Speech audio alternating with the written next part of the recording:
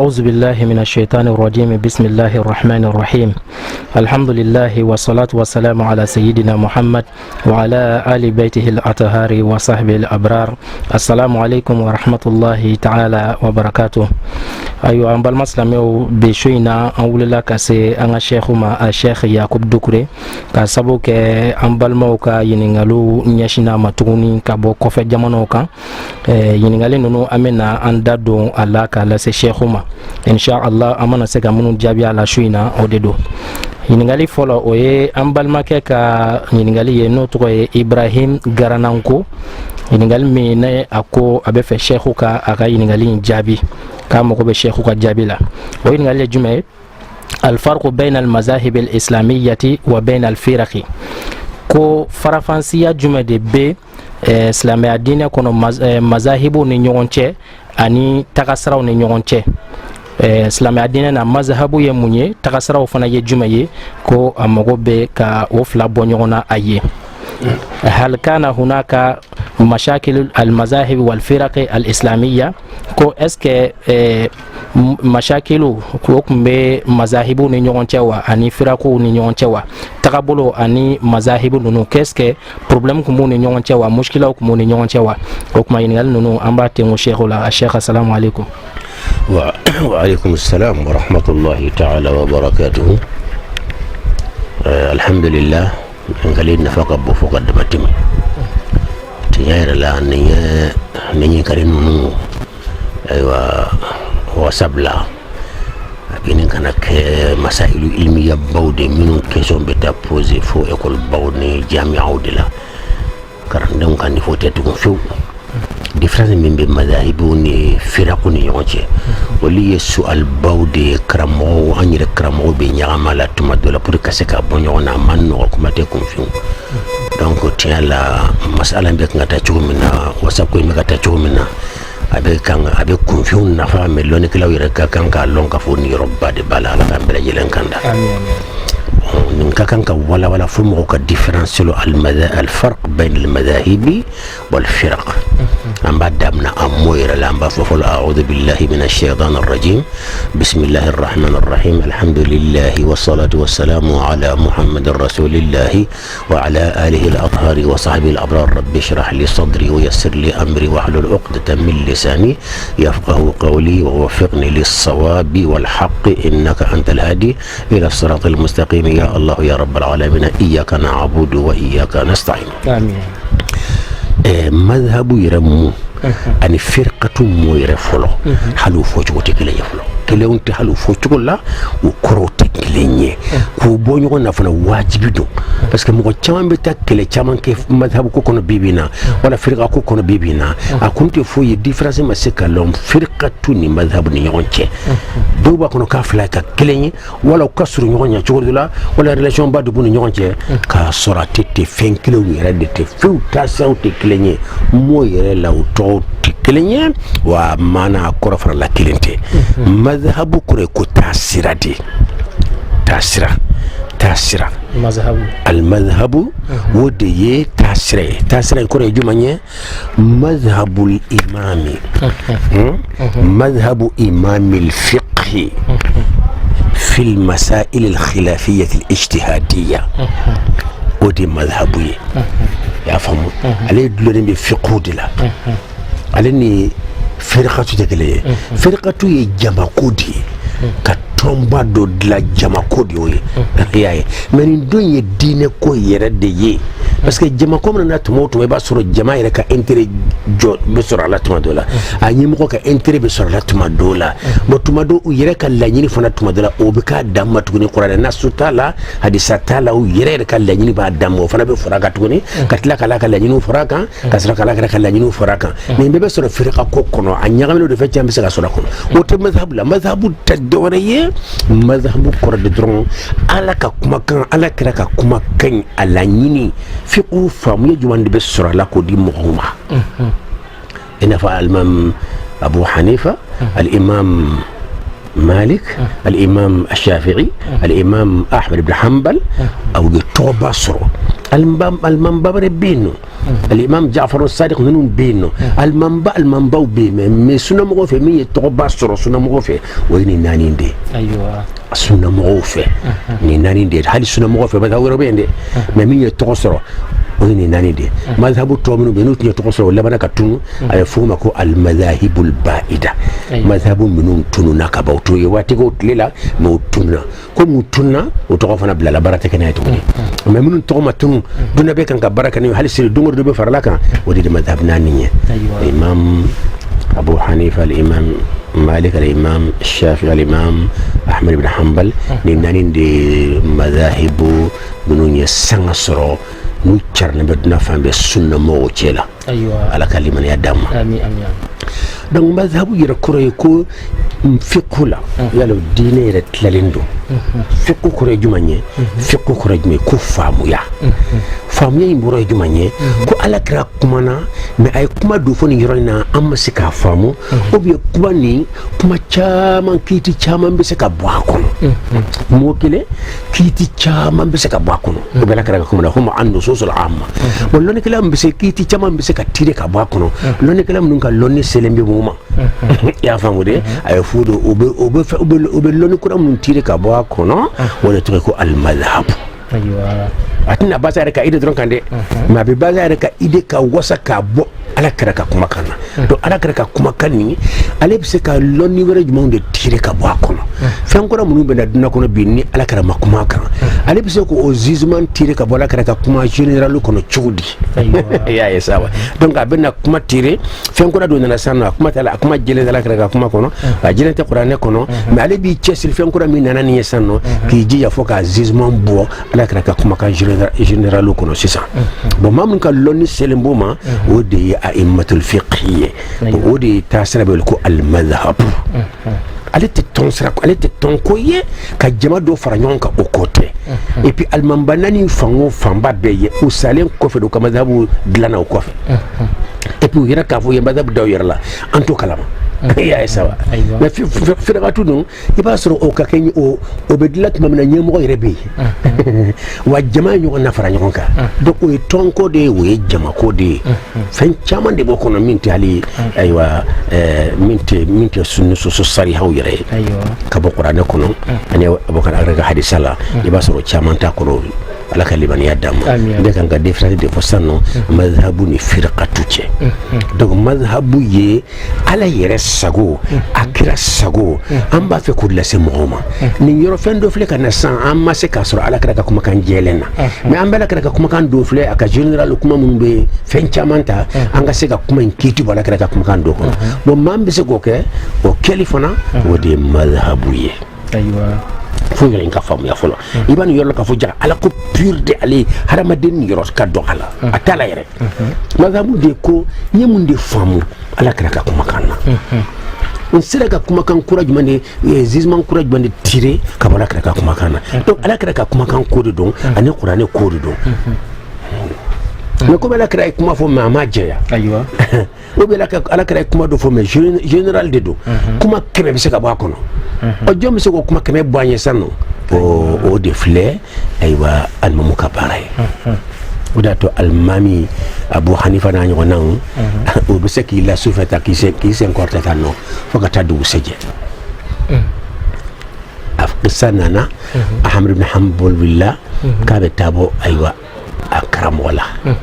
ya famude wa qissa ka jakum be se mbalo nyina ni be kan talo mbok mala suruna demuso ni karamo bafle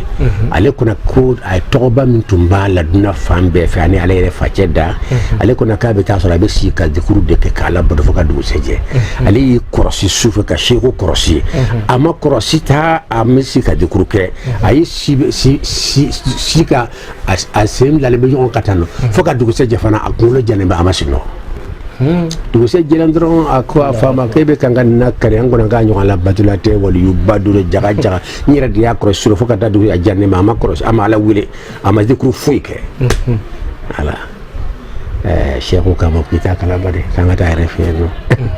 usara ndron akoya sheikhu ko alhamdulillah suru masala keme ɲɔgɔn jaabi ala y'o nati ma ɲɔ sɔrɔ to jagaji be kan ki miri de problème minnu bena duna kɔnɔ n'u jaabi lɔnnen tɛ ala ka kuma kɔnɔ ani ala kɛra ka kuma kɔnɔ ale be se k'o problème minnu kiitu tire ka bɔ ala kɛra ka kumakan général kɔnɔ cogo di a be kan k'i miiri de la fo ka taa dugusɛjɛ o baraji ka bɔ i ka karo kelen kɛ batu la dikuru la n'a fila la dikuru la i ka san kelen kɛ i bɛ dikuru kɛ la i bɛ dikuru kɛ fo ka taa dugusɛjɛ minnu bɛ masala kelen bɛ nin bɔ o ka bon ye ka san kelen batu ye a bɛ fɔ ye ko libaza mun na ayiwa mun na voilà mun na parce que e bɛ batu min kɛla tuma dɔ la o fanba bɛɛ bɛ e de ni ala cɛ a nafa bɛ se kelen pe de ma ka caya mais nin bɛ masala kelen pe min bɔ mais a kɛmɛ bɛɛ tɛ dɛ a bɛ question kelen bɛ min jaabi di o bɛ na sɛbɛn livre kɔnɔ sisan a problème bɛ mɔgɔ la dunan kɔnɔ mɔgɔ ba yiri ka joli ye wala mɔgɔ million joli a bɛɛ lajɛlen bɛ solution sɔrɔ ale ka kumakan kelen kɔnɔ donc ale ka kiiti bɛ boli dunan bɛɛ bɔli lafili de la ka mɔgɔw bɔ dibi kɔnɔ ka ɲani yelen ne a nebu nana min na ale b'o de tiɲɛ ta la fo de ma ko warasatul anbiya ayiwa ni y'a ye sa o de y'a to caman bɛ yen nɔ o bɛ alimamiba ninnu classé ka tɛmɛ waliyuba ninnu kan ka dan de kan waliyu b'u dan nɔɔrɔ ko la o bɛ ala kara ye sogo la ka caya o bɛ karamaw caman sɔrɔ ninnu to o tɛ kalima a bɛ se ka kalima mariku to sɔrɔ ka caya abu hanifata shafi'i ahmad hanbal ninnu a bɛ se ka kɛ olu to karama caman in ma fɔ ka ɲɛ hayatu kɔnɔ mais laharalo daraja ka bon ni ye pewu pourquoi parce que olu de ɲɛ sera anibu tiɲɛ ta la ka mɔgɔw dilan ka société dilan ala y'a ka jɔn bila ka duga wasa ka batu ka ala ko f'u ye problème fɛn mana na masalaw la question gɛlɛnw na olu de b'a bɛɛ jaabi mais e mɔgɔ min ye dikurukɛlaba de olu ka question jaabi ka dɔgɔ olu ta ye dikuruba de ani ka mɔgɔ bɛ se ka se ala ma cogo do fana ka baara ka bon mais du ka bon do ye do ka bon do ye ne fana ka kan ka lɔn différence b'u ni ɲɔgɔn cɛ voilà do ka baara ye problème minnu bɛna mɔgɔw ma question bɛ n'aw ma u t'a jaabi lɔ mɔgɔ ba joli u t'a jaabi lɔ n'i ye kuranɛ filɛ a t'a kɔnɔ n'i ye hadisa filɛ a t'a kɔnɔ bon lɔnnikɛlaba minnu bɛ yen n'olu b'i cɛsiri k'i miiri ala kɛra ka kumakan na fo ka taa e ka kumakan nin jaabi ala kɛra ka kuma dɔ kɔnɔ k'a fɔ kuranɛ aya kelen sɔrɔ wala ɲɛ ala kɛra ka hadisa dɔ kɔnɔ i ka question jaabi filɛ n y'a bɔ nin ala kɛra ka kuma nin kɔnɔ o bɛ se ka maa minnu ka lɔnni bɛ sɔn ma olu de bɛ wele ko ashabul madahibi a'immatul madahibi ayiwa olu de bɛ wele ten yɔrɔ la an b'a dɔn différence belebeleba o de bɛ madhabu ko ni firakatu ko cɛ parce que madhabu ko ala ko filɛ kɛnɛ kan tɛ e nin yɔrɔ ka dɔgɔ a la jamako kuma t'a la jamako kuma t'a la an ka ɲɛmɔgɔ dɔ ta o fana t'a la tuguni o t'a la donc yan bɛna o bɛna wote de kɛ wala ka silamɛya ka nasugu kɛ c'est à dire ka ɲɛmɔgɔ dɔ filɛ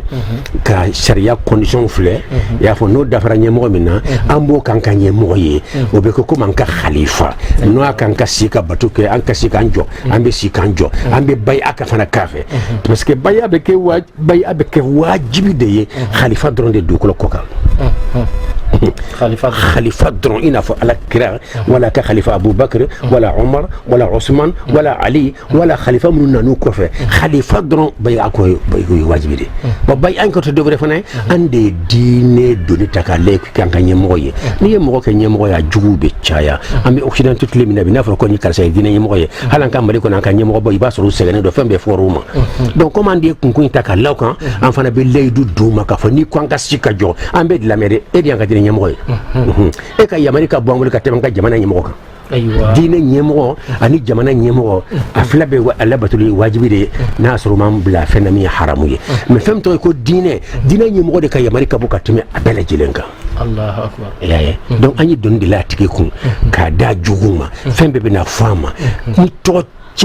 cɛcinin kɛla silamɛya kɔnɔ a bɛɛ bɛ ale kelen pe de kun bon n'a ma ya kan y'o dɔnniba in sigi a kun an fana bɛ layidu dama ka baya k'a fɛ k'a fɔ an fana labɛnnen bɛ ka layidu ta ye an b'i kɔ n'i ko an ka wuli ka min kɛ n'i ko an bɛ ka sun daminɛ lagamisalon an b'a daminɛ n'i ko saliba fana karo sa dɔw i mana min fɔ an ye an bɛ layidu d'i ma an b'i kɔ fo ka taa sa fo n'i y'an bila ala sɔsɔ la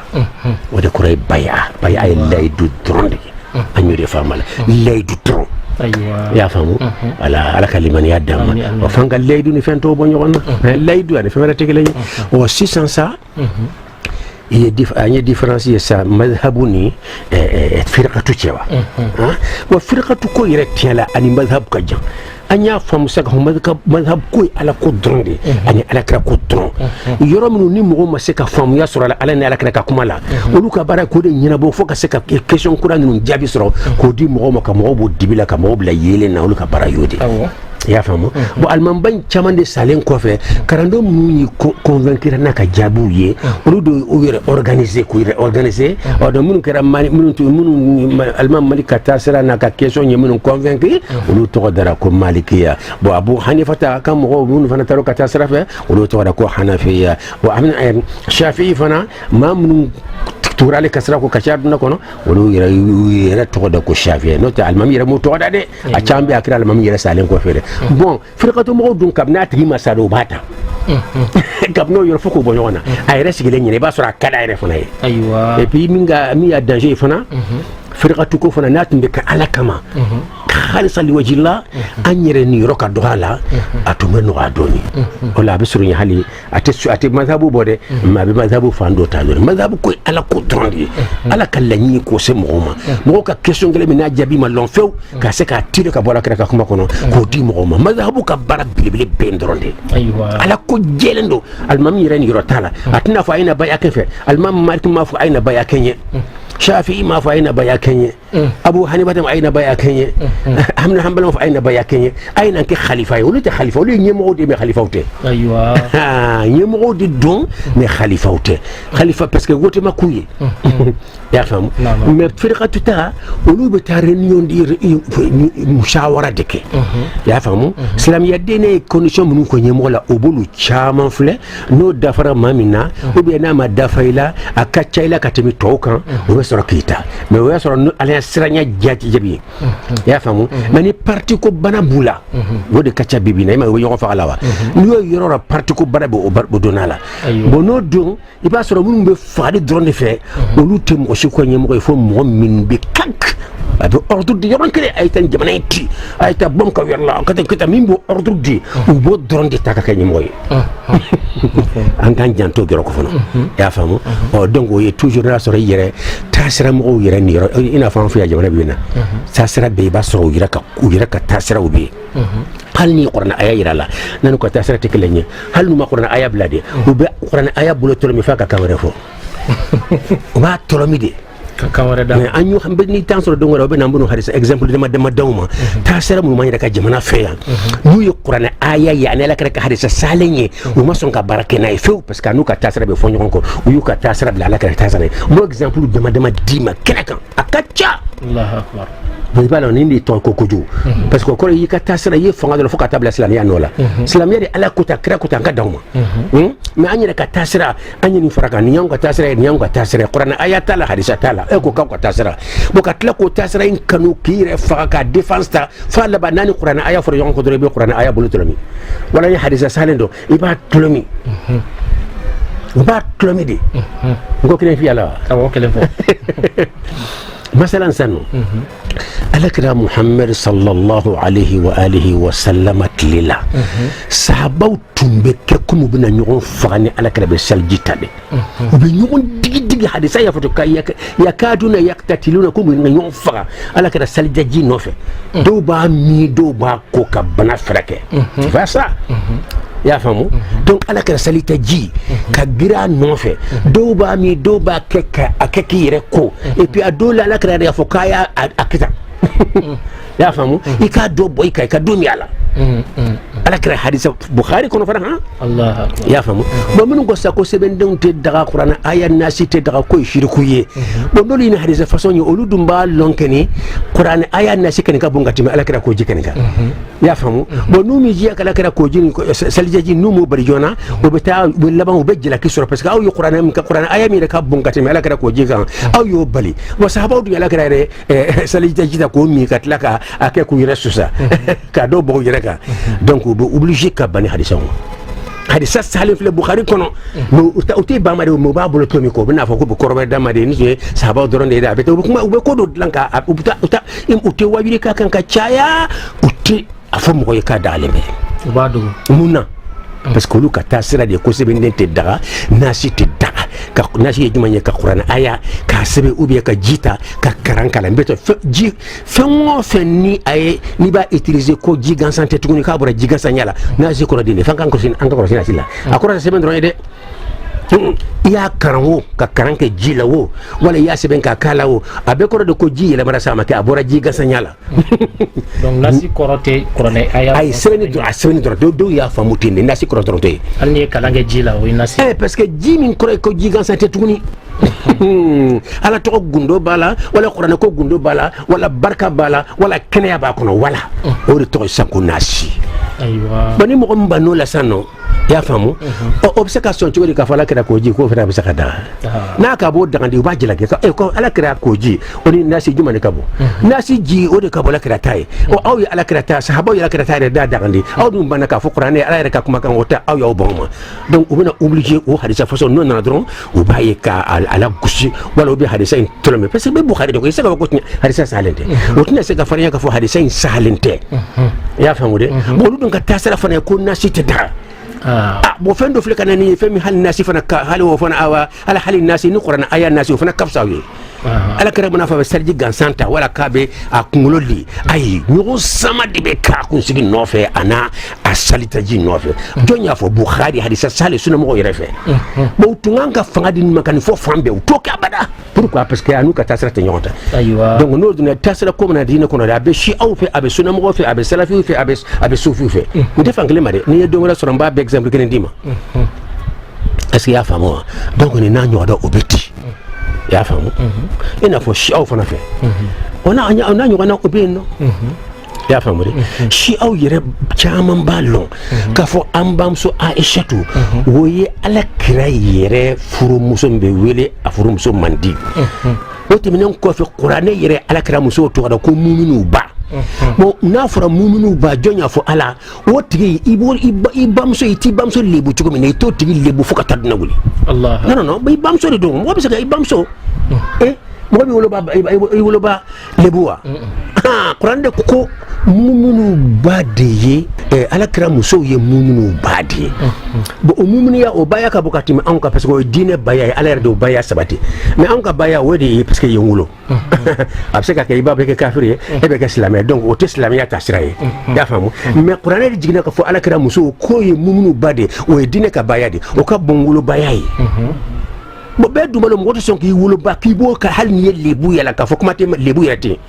bon hali ni lebu bɛ e kɛnɛ i woloba woloden tɛ se o ma abada e bɛ se ka se i bamuso ka lebu ma cogo di ka to la ka di i y'a faamu wa mais taasira ko kama taasira ko de kama hadisa kuranɛ aya filɛ nin ye ko an b'a dɔn maa t'a to an bɛ dɔ fɔ an ba ma parce que an ka taasira de y'an tɛ nin muso in fɛ an bɛ lebu ɲinɛ la ni ala y'a k'an ba ye o bɛɛ la an kɔni an tɛ ala labato yan nɔ ala la batuli yan parce que ba kan ka batu bonya de donc ni do fo suna mo ko tan kan ka do fo shi awta la ya famo mbe se ka duru tantan fo abela ka nasu sale ka tlaka ki bama ou bien ka bolo kilo mi fa ka fevra fo mi tu so ye ou bien ka tawil façon do kala min ba se do gato barate keni ala ka kuma kan ni barate keni ala ka kuma kan ye ulu ka tasara en ka to fa encore toujours aka to ulu ka tasira la bon inde ko esa yi ala ka dine boy pew ki ka tasira bla no la an ka tinya fo li ko juguti ni nasu na dron an kan ka tasira bla ka to wala tako aywa ni ala kura ala kumana ajera ala kira kumana ajera asahara ikatasra dari chiko chugi babla pew katuwa ala ko amba fo ala moy mais ni ala table ita idro la harebe eto fale donc il y a exemple fladi ya famu madhhabu ko ani firqatu ko woni te madhhabu la madhhabu ni nasu yira ya famu ni nasu yira kaban al-imam malik ni shafi'i nununi abu hanifa da ni ahmad hanbal nunu abedo ko وكوكو وكل من أهل المناحي الأربعة يقول لا أدري فكن متبعة يا فهموا وتنبسر على كما كان مننا سيدي كافو يلو بينا كرمو كافونتيني لومبي حالا كرمو غانسام يا كادوغ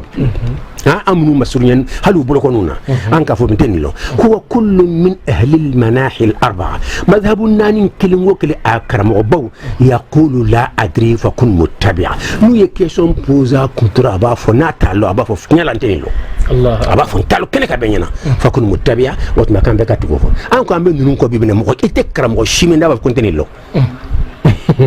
ndeni lombi obi metaka klabu de la soka na jabidi akado ka green ka jabidi to kama ko kana mo rata ko ayre ma saka jabi o ala kalimani adam amin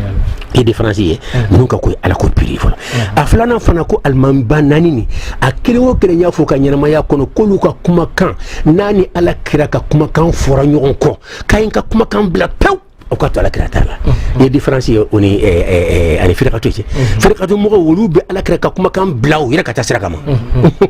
من مذهب ناني يمدو فو كولو غني ولو ان او كاسول لك بدو كل ما بي سنا مو بلو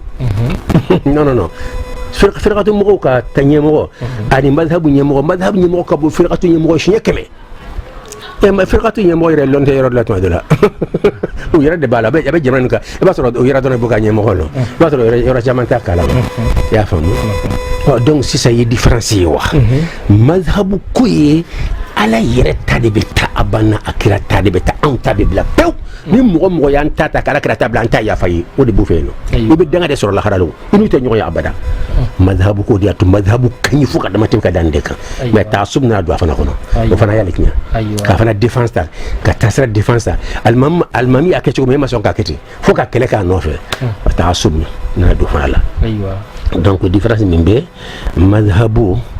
ani firqatu koche hakila ni nya doyi ya famu to yire tekelenye fulo lañu tekelenye asigi cigo tekelenye madhhabu ko yifamu yalidi ko ni mu famu ala kala kumala mais firqatu ko wodi ni jama do dirigelier firqatu ko jama ko do kanye mo kula aywa ya famu o nyemo ni fana ala batuli wajibidi katla ka to da fana ko khalifa ya famu mais madhhabu ko atifu abu hanifa ma ko khalifa madhhabu nyemo atifa ma ko khalifa mais firqatu mo fi olu ka nyemo ko khalifa de bo khalifa la batuli we nyemo o wajibide bo nama yakabe ka wajibi condition fo condition ka dafala bo condition dun dafala be almambanani na madhhabu mo ko almambanani na nyemo ya condition dafala be wala ka tami firqatu nyemo kan ولا بتقول ما كيف واجبية أو بيوتا بتقول كيف واجبية هي الديفرنس كابو فوق قد ما تبي كلونته كاسين يوري ما ولا كافة ما كاسين ما كاسين خليفة فرقة الجماكرو يلا أبي مكة ينونكونو أبي جماعة أبي إيراك بيبينا أبي شام أبي يمن أبي يورا شامان بي كو إبي إسلام جماكرو بعد دوية ويتوضو داو يرلا يا فهمو إكزامبل سانسا قايدة وي فرقة دودي نيمو بابا لبي يليدو تاي امبي لا بوتو فوكا تانسا على كا يمر لا باتلي كونو دونك لو كان يمو لا باتلي واجبي دي با تومبا بربي يرا بالو كلي ني كلي فلا فاي با تو جاتيا كاتشا يا فام بي تو دايره لا كان يمو با دو تايره لا كفو انكا تونتو يني انكا جمكرو تو يني اني كارسري كان كان يمو باي كان كا خليفه او دي بي كو او با وره بكو خليفه ايوه يا فام bon si sansa o khalifa ni olu bolo o la batuli wajibi di na ko ay minka o te farnya ka foy ke bo fali fen ke lan yetano o te farnya ka bada o bolle makono na la ko boni ordre de ayta misrinti ay ordre ayta ni fen bosé yana kata tafjir kata tin yorena ka mo khalati wala ayta ni dun kele wala ko takkar safa fakar yorena alli bi ordre de dron o te hala nyani tugni plan fait betega foka to tigi fa wala ka to ko be kede ya fa do alika yamari alla batuli wajibi de aywa bon différence min be ale di madhhab tesa madhhabu nyemo yere ma yere sifolo ani mo ma d'accord ayin ka ko nyemo o fana makka alila o tibnen ko fa wana min ale yere la batuli te wajibi kalma maliki la batuli te wajibi shafi la batuli wajibi ya famu mais abi wa atake wajibi munna ate wajibi ya khalifa ya deka aywa nata ulul amriya abika wajibi ate Allah wa ate rasula wa ulil amri donc almam maliki shafi abu hanifata fi usrafa nu ya yamari fenfena wajibi de do nasra ala société y'a sɔrɔ ala sɔsɔ tɛ i y'a faamu mais khalifaya wajibiyali o ka bon ale ye parce que ale ma yɛrɛ tɔgɔ da ko khalifa mɔgɔ fana ma tɔgɔ da ko khalifa bon nasu dɔ nana khalifa t'a la k'o précise hali ka bayi a k'a fɛ k'o ye wajibi de mais ka bayi a kɛ alimam maliki fɛ o min ye ɲɛmɔgɔba ninnu ye ani shafi'i ninnu ni abu hanifata ninnu ni ahmad hanbal ninnu ka taa bayi a kɛ wulu fɛ o tɛ wajibi ye n'i y'a kɛ a bɛ daga mais wajibi tɛ parce que a ma kɛ khalifa ye a ma yɛrɛ tɔgɔ da khalifa mɔgɔw ma kɛ khalifa ye et puis ale yɛrɛ kɛra ɲɛmɔgɔ ye a salen kɔfɛ dɛ n'o tɛ a ma ɲɛmɔgɔya yɛrɛ ɲini ale b'a fɛ dɔrɔn mɔgɔw ka diinɛ faamu yɔrɔ minnu ni problème b'a la dɔrɔn mɔgɔw ka se k'ala ka diinɛ faamu a y'a si bɛ ko dɔrɔn de la donc ale ye diinɛ lafaamuyali ɲɛmɔgɔ de don dun ye tɔn de ɲɛmɔgɔ ye a faamuyara différence yira kosɛbɛ kosɛbɛ donc ne b'a ɲini an balimaw fɛ u ka nin cassette nin cari fan bɛɛ fɛ fo bɛɛ ka se ka lo différence jumɛn de bɛ taasira ko ninnu ani madhabu cɛ madhabu tanunen don fo ka dama tɛmɛ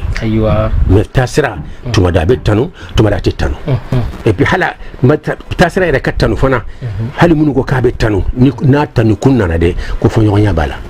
a bɛ tanu kun jumɛn n'a y'a sɔrɔ a kun de ye k'an bɛ k'an préparer minnu bɛ Maka minnu bɛ Faransi minnu bɛ Mali la minnu bɛ yen fɛ bɛɛ ka tɔnba dɔ dilan ka ɲɛ ka ɲɛmɔgɔba dɔ k'a la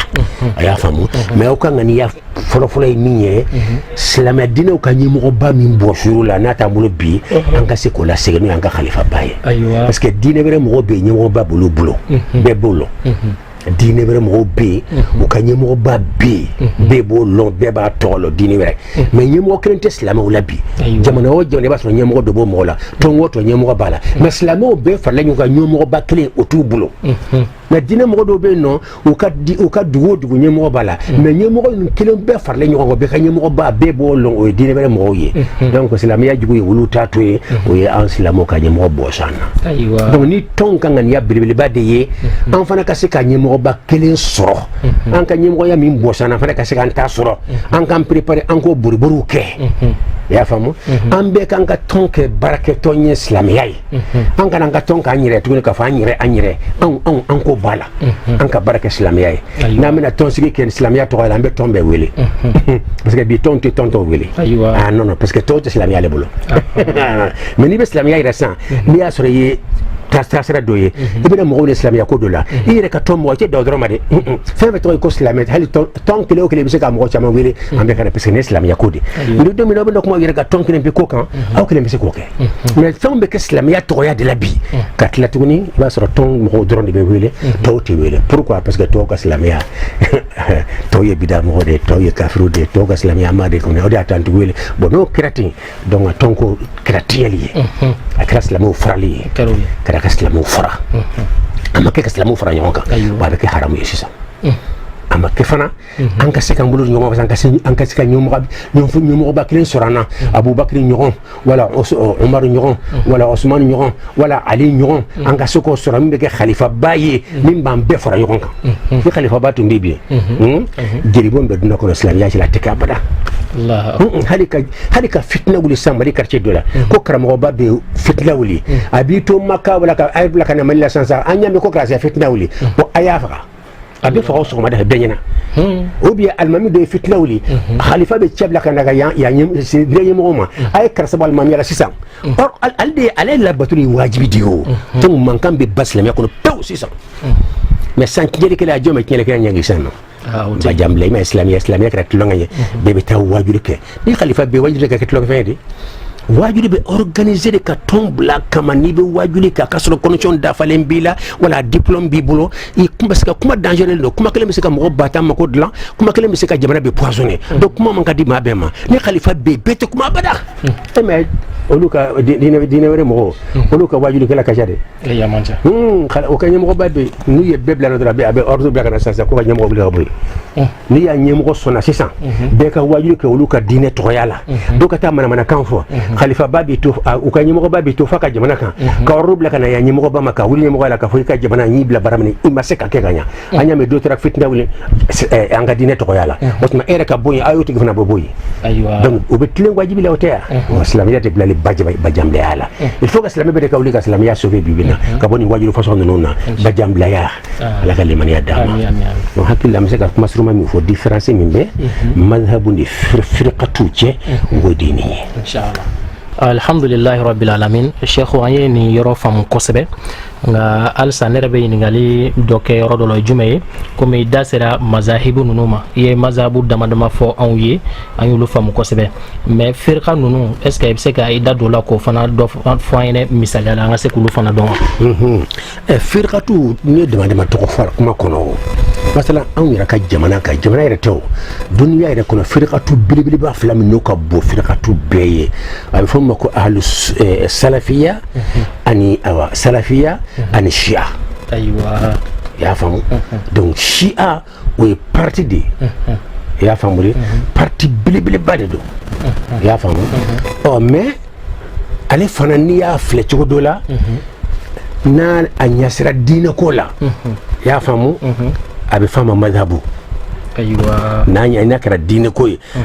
k'a fɔ Jafar Sadiq ko tan nɔ Alimam Ali ibn Abi Talib ko tan Al-Hasan ko tan diinɛ problème fɛn olu ye mun de fɔ a la a bɛ taa madhabuya kɔnɔ. Ayiwa. Voilà mais n'a kɛra ghuluw ye ka kɛ kafiri ka mɔgɔw tɔ kɛ kafiri ye ka madhabu mɔgɔw salafi mɔgɔw k'a fɔ ma ko ye kafiru de ye sunna mɔgɔw olu ye kafiru de ye k'a kɛ olu kɛlɛli ye sunna mɔgɔw fana k'a kɛ olu kɛlɛli ye k'a fɔ o fana ye kafiru de ye o k'a kɛ ɲɔgɔn kɛlɛ ye a bɔra madhabiya kiti kɔnɔ pewu a taara firikatuya kɔnɔ. Ayiwa. donc o tuma shi'atu ye firikatu de ye nin cogo in na salafi fana ye firikatu de ye i y'a faamu bon an ye exemple di i n'a fɔ qaida fana ye firikatu de ye jamakurubaw de don ɲɛmɔgɔba kelen b'o la i y'a faamu ka baya k'a ye fana k'a fɔ an ye baya ko de bɛ firikatu ko la mais madhabu ko baya ko t'o la. Awɔ. n'i y'a k'a bɛ daga mɛ ale ka taa olu ma baya yɛrɛ ɲini mɔgɔ fɛ alimami maliki m'a ɲini shafi m'a ɲini yɛrɛ mais firikatu t'o la ko la olu yɔrɔ ka fɛ o b'u ka ɲɛmɔgɔ tɔgɔ de ko al-khalifa khalifa i n'a fɔ mɔgɔ min bɛ bila ala ka abubakar nɔ la wala umar nɔ la wala usman nɔ la wala ali nɔ la o ye placeba dɔ de ye ka t'o ta k'o d'o ma o dun ma di hali alimamiba naani yɛrɛ ma fɔlɔ e y'a ye sa wa donc sisan nɔ qaida o y'a dɔ ye jabhatu nusra o fana y'a dɔ ye o tɔgɔw ka ca o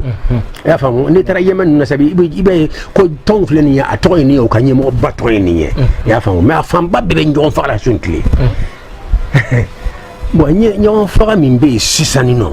o de ye fɛn ye min ka go ala ye ka dama tɛmɛ kuranɛ yɛrɛ kɛnɛ ko maa o maa hali a y'a fɔ yahudiyaw de ma mais a kitiw bɛ hali silamɛw kan n'i ye ni kelen pe bɔ ka sɔrɔ a ma faga kun kɛ tɔɲɔli ka k'i tugu k'a faga ni kelen pe dɔrɔn k'a bɛ komi i ye dugukolo maa bɛɛ de faga mɔgɔ dugukolo maa bɛɛ ye jɔn ye i y'i fa bɛɛ faga i y'i fa Adamu faga i y'i ba Hawa faga i y'i wolofa faga i y'i woloba faga i y'i furumuso faga i y'i den bɛɛ faga i ye Muhammad sallallahu alaihi wa sallam faga i ye annabi bɛɛ faga i ye dugukolo maa bɛɛ faga ala i ka kabila bɛɛ faga i ye dugukolo maa bɛɛ o jurumu de bɛ lɛ kan nin de fagali ka jugu silamɛya kɔnɔ ka tɛmɛ diinɛ bɛɛ kan diinɛ si tɛ min ye fagali jugu ka sɛnɛ yɔrɔ la a fɔra yahudiyaw de ma dɛ i y'a faamu de mais a kiiti sariya y'a buri ala kɛra mantɔn bɛɛ kan ko maa si kana fagali kɛ n'a fɔra ko maa minnu tɔn d'aw yɛrɛ la aw ka tɔn idée de bɛ kan kɔ bila ɲɔgɔn faga la parce que tɔn de bɛ na ɲɔgɔn faga cogo di tɔn bɛ na de kunkolo la a bɛ laban bɛ na i kunna k'a fɔ an ka tɔn f'a laban a bɛ don ni la a bɛ don jeli la ɲɛmɔgɔ mana to ka tɔn k'a fɔ aw de bɛ tiɲɛ kan aw de bɛ kisi fo dɔw bɛ na miiri k'a fɔ donc an tɛ se ka kisi n'an ka ɲɛmɔgɔ tɛ an mana to an ka ɲɛmɔgɔ dɔrɔn de b'an kisi ɲɛmɔgɔ tɔw t'an kisi donc silamɛya kuma yɛrɛ tɛ ɲɛmɔgɔ an ka tɔn an ka ɲɛmɔgɔ n'an y'an ka ɲɛmɔgɔ la a laban silamɛya mɔɔ bɛ dɔgɔya ala kira yɛrɛ kotaw bɛ dɔgɔya kuranɛ kotaw an ka ɲɛmɔgɔ kotan y'a ye wa bon o laban sa o de bɛ taa donc ni ɲɛ yɛrɛ di fagali ma n bɛ don alijana kɔnɔ parce que jihadu bɛ kɛ ala ka kuma de kama mais sisan ninnu bɛ jihadu kɛ ka tɔn de kama jihadu bɛ kɛ de ala ko n ka taa jihadu kɛ ala kɛra ko n ka taa kɛ n bɛ taa kɛ silamɛya tɔgɔya la mais ninnu ka jihadu a bɛ kɛ silamɛya tɔgɔya la mais n'i y'a hakika filɛ a tɛ kɛ silamɛya a bɛ kɛ tɔn tɔgɔya de la parce que n'a tun bɛ kɛ silamɛya tɔgɔya la silamɛya ko ka jɔ sisan non fagali tɛ kɛ n'i ye mɔgɔ kelen faga dugukolo maa bɛɛ fagali junubu o de bɛ la i kun na ko k'a jɔ e m'a jɔ i tɛ kuranɛ kɔ tuguni i tɛ ala kira kɔ donc tɔn danger yan de lahara la kunkoba de b'a nɔfɛ ala k'an kisi i y'a faamu donc n ye exemple dama dama di voilà mais toujours shiaw ni sunnamɔgɔw ni sufi ninnu gulatu b'u la mɔgɔ tadiyinɔ b'u la fɔ ko fana lɔn a mɔgɔ ɲumanw minnu tilennen bɛ minnu damakanyalen bɛ a bɛ shiaw la a bɛ salafiw la salafi dobe ati shi amugo kele atu kafriya ati aisha tunini ati abubakar ne ati abubakar kafriye atu lagusi amu ko shi amu watadiluna da makayala be awira abu yetuma dola usen tekele shila o kan dale buka tasrala o be saw kafana mais taw buka islamia considéré o tu lagusi o nyon kera Égypte khali adina nyamo babe azar nyamo bado ani shi o kan nyamo bado o ye debake debani ko ni yira bala bebe kan nyon ka dine ko sabati o be nyon bunyala ya famu o te nyon ka nyamo kala kafiriye o te nyon lagusi la o be fa ka tiyadilo mba fa ka tiyalo ko mba fa kala sagolo me fa ka tontala o e ka koy o bor ala kola fa ka tontala o e ka koy abor ala kola me fa ka to ala tala nyeke mbe soma fot nyade kay wodi ko ala ko lu ta tun kerode no wala ko shitun tala o ay fuma ko suna mawla ani shi awla ko al mu'tadiluna aywa mo munu nyabon kadru kono kata ke kafiriye sadiri hali kay ini kafiru kajje o kafsa ini shi akaje suna mo doblo ya famo bon ini kafiri kaje o kafsa ini suna mo kaje shi adoblo suna mo doblo ini shi akaje o ini kafiri kaje o kafsa ini shi akaje afla bere ni chugala tuma dola donc we ñu onke la kafiri e dum balu be ala kele ko afana bode ko etofle et la kofla tuguni ibe muhammadu kalimu sallallahu alaihi wasallam e re bala fana bode ko me tofle be tasra de fle halsa bo ibe qur'an kalimu ko fana bode ko e to shifla la halsa e ala ibe kan kan yesi kor kalimu ne fana be nyaso kelen de la ala kalimu to do kelen de bada e dine robla atenga parti la drum ba fa ka do de kan mba juga ka do de kan bo nunu bo kela shi aula ani sunna wala ani salafi ani sufi wala woludi to ko wala tu damatimi baw munu ye ton ko munu fiyen ka ba o teslamia yela tu ala utakra yi o ka tondro fu be ala ka kuma kan bulo tolabi tuma dola nanu ka fon ton fora nyonko abe fa nani fan sama bela yelena inko fan sama o ya parti baw de ta bulo mzon to be dina ko ka tabi fo biwol ani ko ala kala côté la kalima ni adam amin ya famu bo sufi uta sufi ni min ka suru nyona doni o madhhab ko mais sufi ya juma sufi ya sharia ma ina fo Abdul Qadir katasira na nyono Sheikh Ahmad Tijani katasira nunu Muhammad Madi Abul Azim na nyono nunu Shadili na nyono nunu ya famu al Imam Rabbani Sarhandi na nyono nunu ulu ko kulu tayi sharia donc madhabu nani fana o katasira mo ti sharia yawa bo yaye fami sharia bo juman kono de sufiya mi manatani fa ba bo juman kono tede different bu ñu ci balon madhab nani ولو دنا شريعه سان فلاما ني فعلي كي بفع ني شولي كي بالله شريعه سان فلا او مي صوفيا حقيقه ولو ترى اسلاميه دغري سمانا مقام الاحسان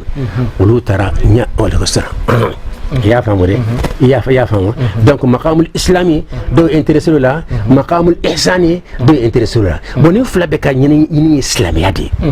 ودي اتو صوفيا رك نيا كلا غوسي مو باكي باسرا تا كورو فنا لا غوسي تو كما نوت ناصر كبل دي دو بيبل مقام الاحساني كني بارالي كنياسولا وي على كدا كتاسرا بيبل دودي على كدا تمدلا بشي كباتو كدي ام بشي نولا كما كدا كوكا سلا كدا تمبشي ومن الليل فتهجد به نافله لك عسى أن يبعثك ربك مقاما محمودا يا فهم صحابه من تنبشك على باتو تليفو بكا سوما على باتو يا فهم سنت بان واتي بي سومبلا علىكو ودي تو يكون مقام نياسي مقام الاسلاميه دغري لبان مي بيكون مقام الاحسان بو صوفيا كنيا نياسريندي دو ادي مقام اني مذهب تيغنو وكسر يوانا ولو نياسرا مقام الاسلامي لا صوفي حقام نياسرا مقام الاحسان لا دو افلا بالاسلاميه دغري دودي ولو بي نيون سور او يورلا ايوا يا فهم o mais sufi munu fara ko maqam sharia yere kan kan timno kan an kan mako tula tun amma ko be haqiqa la ulu tara shaytan fe ulu kan tura la kaba Allah parce que be mi fulala mo jigo ala sharia de jigi ni baraka ne sharia be mi nyina sufi ko be soro ko soro be soro ka ala soro be soro ka noro soro be soro ka waliya soro be soro ka femara soro mais o sharia be kan min bela sema be kan ko o sharia la gosi sufi munu bo kala wudi ko jugu blible aywa to sufia ani ba tabu tasira o kasuru nyona sufia lo ni kala banti khoyde nofe bo se kasi ala ma judi بغض سكاسي على ما جودي من مقام ihsani sirai ya famu bon madhabu nani fana al-imam ka bara jumanye mo be se ka alama ci ci ko ni sharia lonni dili mo ma ka kitu di mo be abara ku so da alala donc ka sunu ngono yoro la wodi ya to ka sufiya la gosi wala ka madhabu la gosi iba soro o tigila mo ye mo defle parce que mo be mo fle ini filite ba foka do nawle sila sufiya mo e be ma do juga do ko to sufiya do o be ko tijaniya do wala mo ga san kama ko wa ibe tafla be munde kala nasra ka sharia ko kabo abisi ka ala badure o mana ke sufiya be mo se ala made e be sto walat mun alibe kan kala la ilaha illallah abi nga qur'an kara aw yekelenye ay ma allah ta'ala ya muhammad sallallahu alaihi wasallam ala qama wala ta'du aynaka anhum ولا تعد عيناك عنهم تريد زيرة الحياة الدنيا دونك الله تعالى كو على كرم محمد يرما كل ذكر كلام سقما نقول من ذكر كسوني تلي يسيقول لنوفه أو كذكر كه ذكر كلام نون كوي ودي مقام الإحسانية محسن مقام الإحساني بلي بافلو فلو دي كوكا مغبسك أسي على ما جوجو دي كولون كتلاك براكتيك بلي بادو يودي ذكري بس الله تعالى كو ذكر الله أكبر كودي كابو باتو بي ya famu o kama ni yorana ambe difference ba don ya famu ni tawje firqatu tawje ya famu ma halo fana sufi yako no do ye firqatu ka tasira mina kono do ye sharia re doya fo ka tawa femro do kono ka fo fembe ala ye wona nyona o fo kura chaman do kono ala mo fakra mo fo bon ala kalimene de fambe nyumambe ajumambe a fambe minu de makanyale be gulatu minu de matembe minu nam o mo be mo tadilu minu fana de makanyale wote ma hila gosi o mo be bo minu de makanyale be wulde islam ni moye minu ni profiter ka tonko ke ambe to la gosi ante mashi wilanga tona fo mami yanga ton moye ante islam ya fila tukuni wasbir nafsaka ma'a alladhina wala mbaf min ayandima ala rakum muhammad mu wasbir nafsaka ma'a alladhina yad'una rabbahum bil ghadati wal ashi yuriduna wajhahu yani ikhlasu bi sufiya bi yande yuriduna wajhahu utatonyina utenda fulejina utafewerejina yuriduna ukanga ni ala kelempe kasoro alla kasunya alala me o ala kara katasira di usaka ke bidai chudi na kara bidai dre basri to ka parce que yiro to ka ko sufiya parce que ñu fa ko maqamul ihsani mo est ce que ba ko bidai mo le to gansan ou bien ko ahlu tazkiya et de parce que tazkiya bi qur'an ko no ahlu ihsani o be hadisa ko no mo yiro to ka ko sufiya donc mo gansan kama no kara hali ahlu sunnati wal jamaa la kara tilaw yiro to ko salafiya o be ta bidai wa ni mo be dine jizeni to gansan di o tigni filite ba ka nyama yakono ni kam ko jini to yibu flo be mun de kela zizma me kene kewaledi wodi atu hali hadisa min ko wa ko jama kurubi wala ani kono ta ala kara ko kabe tasba ko fekelempe ko kelen ye jonye ko ala kara ko ma ana alayhi wa ashabi ko ne ala kara be min kan anin ka sabaw ambe mun ka o teke wala yawa to ma fo yaw baba to mun fo la yetende salafi de aywa sunna mo de wala shi'a de wala tijaniya de wala qadiriya wala to ma fo yaw tijaniya sufiya aywa qadiriya shi'a sunna ube bunde kela ke wala ube zino de kana mo zin to gansanye shi'a de dre ba ti ju ko to gansan kama wala ni yeti yani ebo juga ko pese ka to yeti yani gansan mo mi ko salafi ebo kona juga ko pese ko salafi mo kama o to mo be to flani filite ba fokata nawli non o tedina wo fo dina ko al amal wa qul i'malu fa sayara allah amalakum wa rasuluhu wal mu'minun al amal bara tote aywa ala kaliman yada bon question to amsa ta inshallah alhamdulillahi rabbil alamin ay famiyali bawsoro ni jabi nununa sisa amena se anga usazuka soalma no ye al ustaz Kamaluddin Muhammad Buyaki Touré kabo Angola jamanaka donc ay ni ngaluke ko ka ni ngalla se ima ikaseka jabi di ama o ni ngalle jumaye ko Al Hasan bin Ali radiyallahu anhuma ko Al Hasan ka kuma do be no ye Ali denye alaka jangabu flama o jume ko wala tujalisu alal ahwa wala tujadiluhum wala tasma'u minhum ko angana sigeni alul ahwa ye angana kuma sama nuche wa ankana ulame fana ko kuma alul ahwa min fora afe ko oye mo jonunde bon ni fana nafaka bu kosobe ahlul ahwa'i nanyi moyreta alhawa man beta anidungu fe watipe ka ni dungo kɔrɔ juman ye ala sago bilali a kira sago bilali silamɛya ye min fɔ n tɛ intéressé o la min ka ni n yɛrɛ ni ye n bɛ tɔw fɛ ahlul ahwa i ka tɛrin ka kɛ mɔgɔw de ye minnu yɛrɛ b'u ka taasiraw dilan u yɛrɛ ye ka fanga don la i n'a fɔ an ye exemple caman fɔ sisan feerekatu ko la balawuba don bid'a de don an ka tɔn caman b'an ka jamana kan ka tɔgɔ dɔw yɛlɛ ko feerekatu a bɛɛ bid'a de parce que u ye kɛlɛ min don a la bid'a don voilà o y'u ka parti min fana don a la f'u bɛ nasu k'a essayer ka nasu bolo tɔrɔmi k'a ka kan wɛrɛ fɔ ou bien ka kan wɛrɛ don a da wala ka défaut dɔ ɲini a la wasa dɔrɔn olu ka taasira in aw ka to a cogo la a ka to olu ta la kana to ala ta la nin bɛɛ lajɛlen de ye bid'a yɔrɔw ye i y'a faamu donc ahwa u ye minnu taara u yɛrɛ sago fɛ ka to f'u tɔgɔ dara ko ahlul ahwa mais nafa dɔ bɛ yan ustad nafa belebele de bɛ nin nafa in na kɛ question in na i y'a faamu a fɔlɔ ye jumɛn ye bid'a ko problème bɛ dunan kɔnɔ i bɛ na lo yan de k'a fɔ tiɲɛ yɛrɛ la an ka bi tile in na bid'a ko kuma minnu bɛ fɔ la lahara a kun ko dan t'a la dan t'a la bid'a ko ye tiɲɛni min don diinɛ kɔnɔ mɔgɔ min bɛ bid'a fɔla su ni tile a dama bɛ kunko sɔrɔ laharalon dan t'a la parce que a bɛ fɔla fɛn caman de ma bid'a sariya ma fɔ bid'a aw ka taasira de y'a faamu ko nin bid'a ye komi ka taasira wajibiya mɔgɔ kan ko an bolo nin de ye bid'a ye o tuma aw bɛ bid'a kɛ la aw ye Alakira ka sira bila u ye de ka sira bila u ma Alakira ka sira bila non e ka taasira e sogo kɛ Alakira ka taasira ye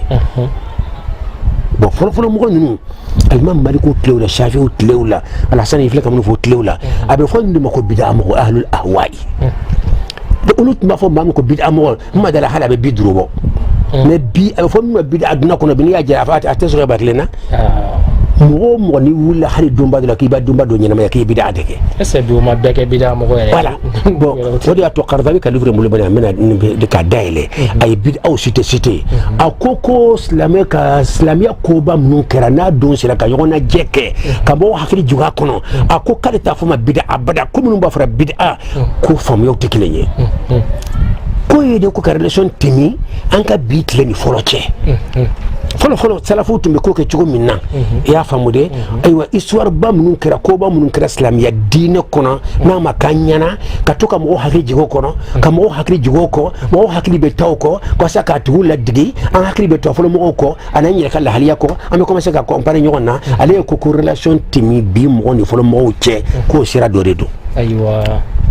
n tun b'a kitabu filɛ n bɛ tila ka na don dɔ filɛ ka kitabu in ta tɔgɔ ma Qaradawi ye fɛn min fɔ a kuma nafa kan a kumana bid'a kan fɛn minnu ye bid'aw ye a y'a cité mais a bɛ fɔra fɛn wɛrɛ ma ko bid'a bi ale yɛrɛ dabali banna a man ka fɔ ma bid'a cogo si de la maa minnu taara ɲɔgɔn lajɛ dɔrɔn k'an bɛ Alakira bangedon bonya gansan aw bɛ taa olu de kɛ bid'a mɔgɔw ye k'o kɛ komi ala sɔsɔlaw k'o kɛ haramu kɛbagaw ye non Qaradawi ma taa o fɛ lɔnnikɛla ba bɛna kɔnɔ salafi alimami Maliki ni Shafi ni si ma taa nin façon na fɛ olu bɛ taa min fɛ bid'a condition saba bɛ fo de ka dafa bid'a la i y'a faamu donc an kan kɔrɔsi mɔgɔ min bɛ bid'a fɔ la question fɔlɔ min bɛ poser a kun i bɛ kɔrɔ min di la bid'a ma ta'riful bid'a de fi ra'yika a bɔra min i ye kɔrɔ min di bid'a ma ala kɛra kɛnɛ ko bid'a kullu bid'a dalala bid'a bɛɛ tunu de mais e ye kɔrɔ dɔ di bid'a ma ko nin de bid'a ye o ala kɛra dɔw f'i ye wa kɔrɔ ye dɔw f'i ye wa e y'o bɔ min i y'o bɔ i ka idée de parce que ala kɛra ko bid'a de kɛnɛ ka tunu don mais ala kɛra ma bid'a yɛrɛ préciser k'a fɔ bid'a kɔrɔ de ye nin ye donc e bɛ n'i kun don fɛn kɔrɔ sa ala kɛra ma fɛn min kɛ e ko nin fɛn ye bid'a de mawludi ye bid'a de ye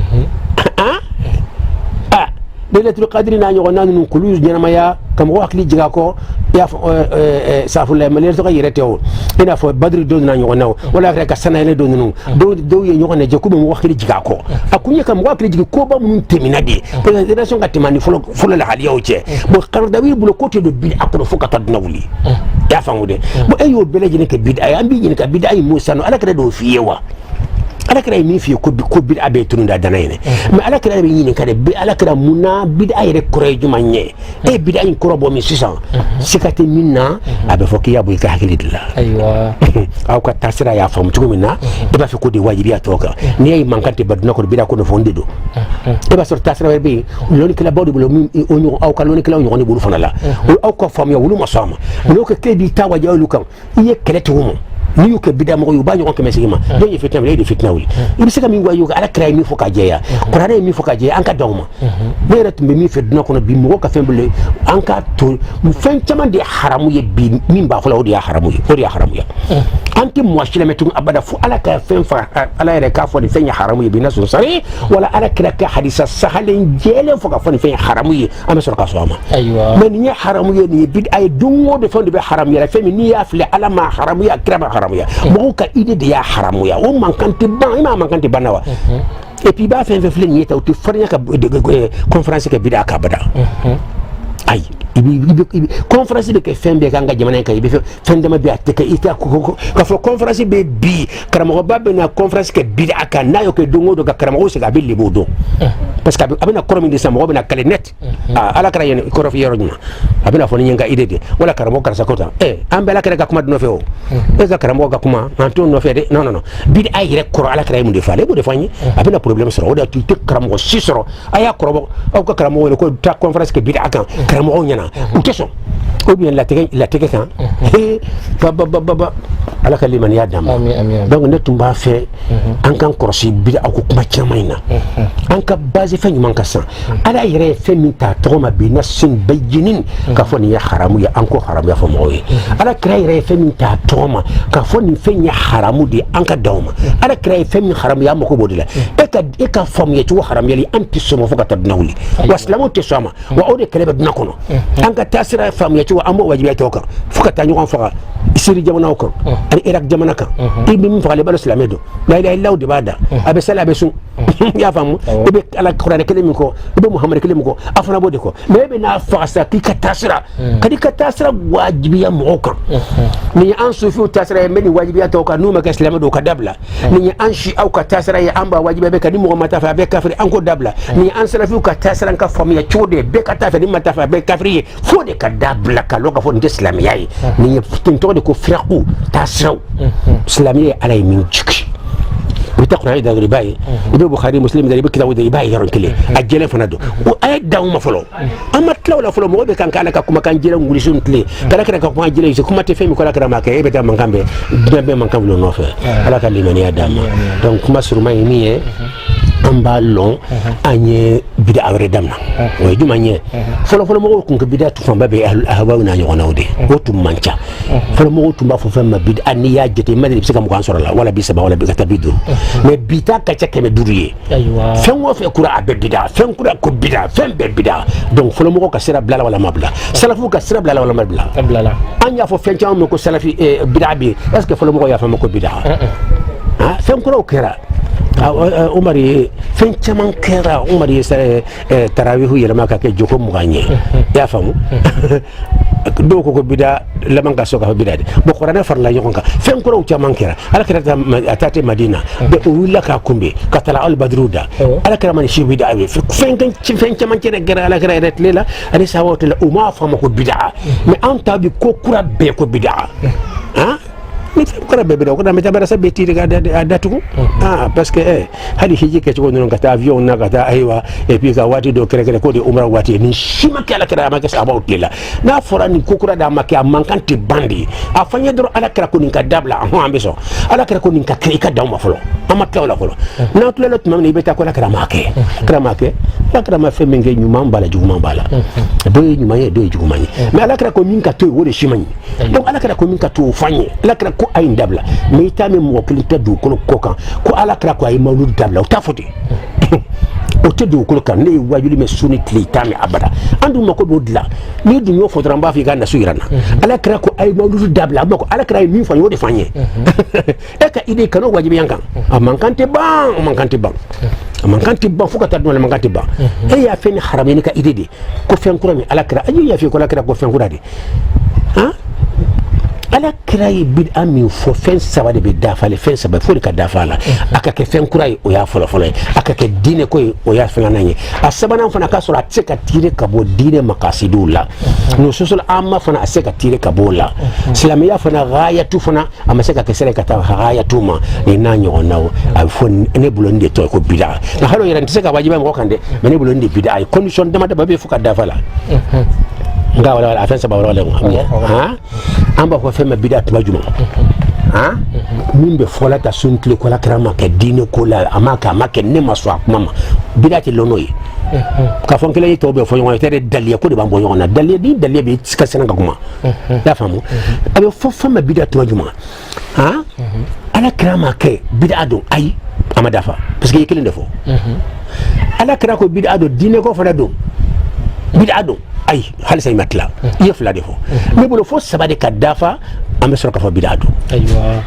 to ine ka famu yechuwe sabana yejume sabana ba fo lote sabana di to ko sanno fendo be islam ya dine ko al maqasid ala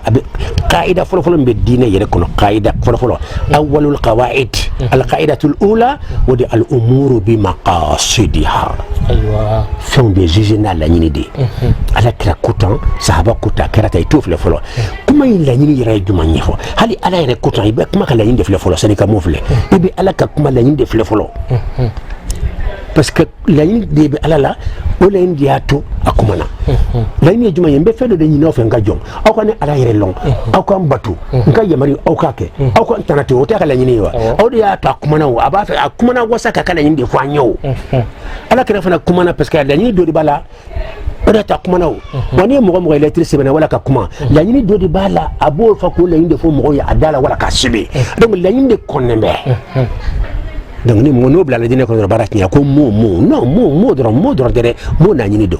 wala to o ya Abu Hanifa jina jela ki ko asabur ray Abu Hanifa ta ko no min ka gela le bulo wodi kuma ala kra ka kuma kan ala nyini fula yana ka se moma babo la nyini la ka so kana moma o bi parce que mo de fula kana mais te basé mo kay kala nyini kala mo kra kun la nyini bi le bari ka mo la nyini ala kala bari adama ya famu de o 600 ça ma laysa minhu min ta'doyi kuma biyande man ahdatha fi amri bid'a yere korobo ala kara ka kuma kan minna mba fo ka jeya na ni saba ma dafa ni tafa ma bid'a fo ka tasa ba an ka jamana ka kamani san joli min be fo la dron fen fla de be fo la ama ala kara ma ka dine ko redo na ma se ka tire ka bodin la to fara laka ala kara dunyo fara ka ma laysa minhu ko ma se ka tire ka bala min ta doyde ala kara fe min fara ka bo bala chodi fo condition ala kara condition saba de fo ambe kan ga fla de fo fen ko ramana na dron ko ala kara ma ka dine ko de bidado non ya fla de fo sabana fraka fen kura don dine ko de don mais est ce que am se ka tire ka bodin la na ma se ka tire ka bodin sa duna bid'a kono mais am se ka tire ka bodin la chodi mun ke chodi fo sansa o fo de makasidu de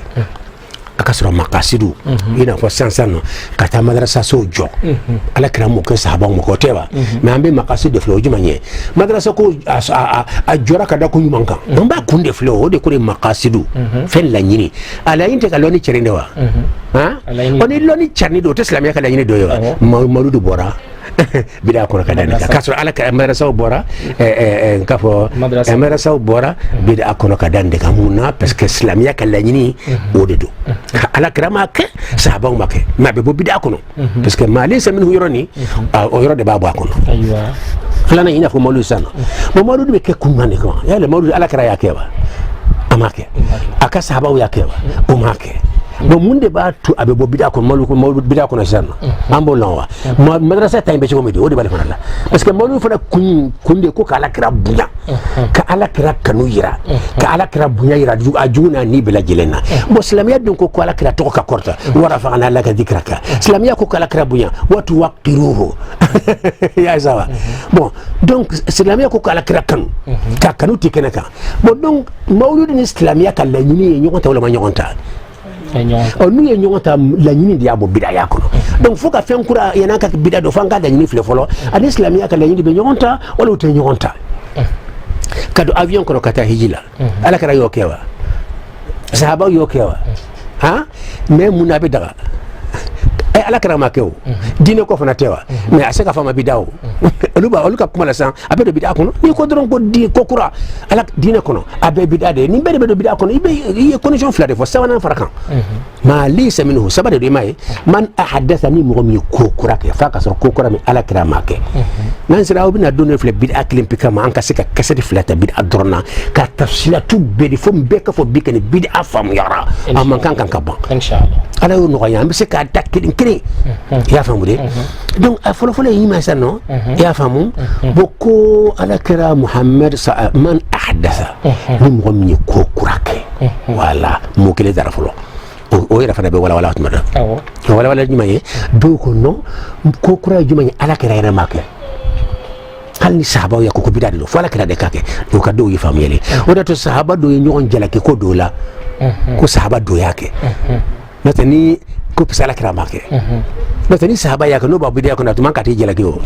kira ka chay hali umar yara tumamna ay jogo ke tarawiyo ke jogo fulaye do ko mana bo tumamna wi qur'ane fara yonka do nana ko tumami mi qur'ane fara yonka ko ala kira mo ke bidade ke donc tunga famu ko bidade fen kuray mi ala kira mako de fen kuray hal ni sahaba yake o tabo bidaya kono fo ala kira de kake ala ka faka sura kira de make ala kira make ko de bidaya o de ko me bodo ni ko do na ye ka fo na tarati problème babula suna mo yere la ya fango de do yere yele ma de ko non ni ala kira make o tiya me hal sahaba fo nan ko fo na fle ni sahaba ma ke de samba fo bidaya o ye ka ide ni bete ide yo wango ni beto ko ide jonyo fiye ala kira ni be wala la majma ni be mo ka ide de kanani ide wajibi ya mo kan ya famu donc do ko tmano hali ala kira make akasoro sahaba make natani sahaba yake hali ala kira make abo bid'a yakono o nasu da make yobo mi ala kira fi roj maka fonne ma min ne ma feminke meninka sahaba yake abora bid'a yakono o bita base khulafa urashina hadisa de kan aywa ko aywa khairul quruni qarni thumma ni khairiyan ni ismatu kelen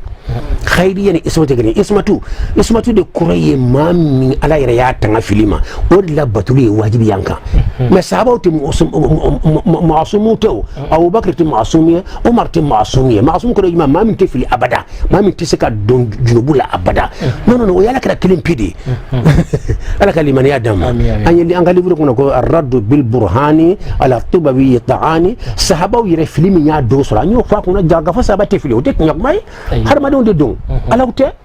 hali ala kira ire fili duna ko law ala te kala kala te fili dine ko dula dine fana yoro min noy wajibi yede mimbe ni